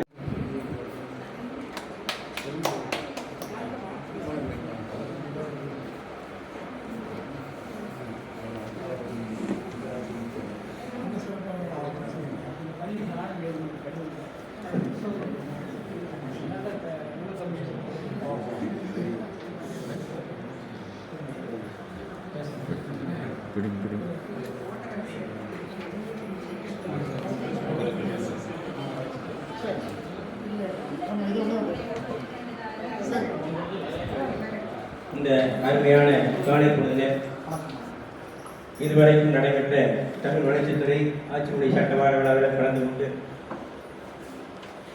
நல்ல கருத்துக்களை சொல்லி அருமையாக இந்த நிகழ்ச்சியை நடத்தி கொடுத்த அனைத்து தமிழ் நெஞ்சங்களுக்கும், இந்த நிகழ்விலே அருமையாக உரையாற்றிய ஐயா துணை இயக்குனர் அவர்களுக்கும், அவரை சார்ந்த அலுவலர் அனைவருக்கும் மற்றும் வந்திருக்கக்கூடிய அன்பு நெஞ்சங்களுக்கும் டாபெட் அவர்களின் சார்பாக நன்றியை தெரிவித்துக் கொள்கின்றோம். அனைவருக்கும் மதிய உணவு இருக்கின்ற காரணத்தினால் அமைதியாக இருந்து விருந்து சார்பு செல்லுமாறு கேட்டுக்கொள்கிறோம். நன்றி. எல்லாரும் சேர்ந்து ஒரு புகைப்படம் எடுத்துக்கலாம். நாளைக்கு நம்ம காலையில்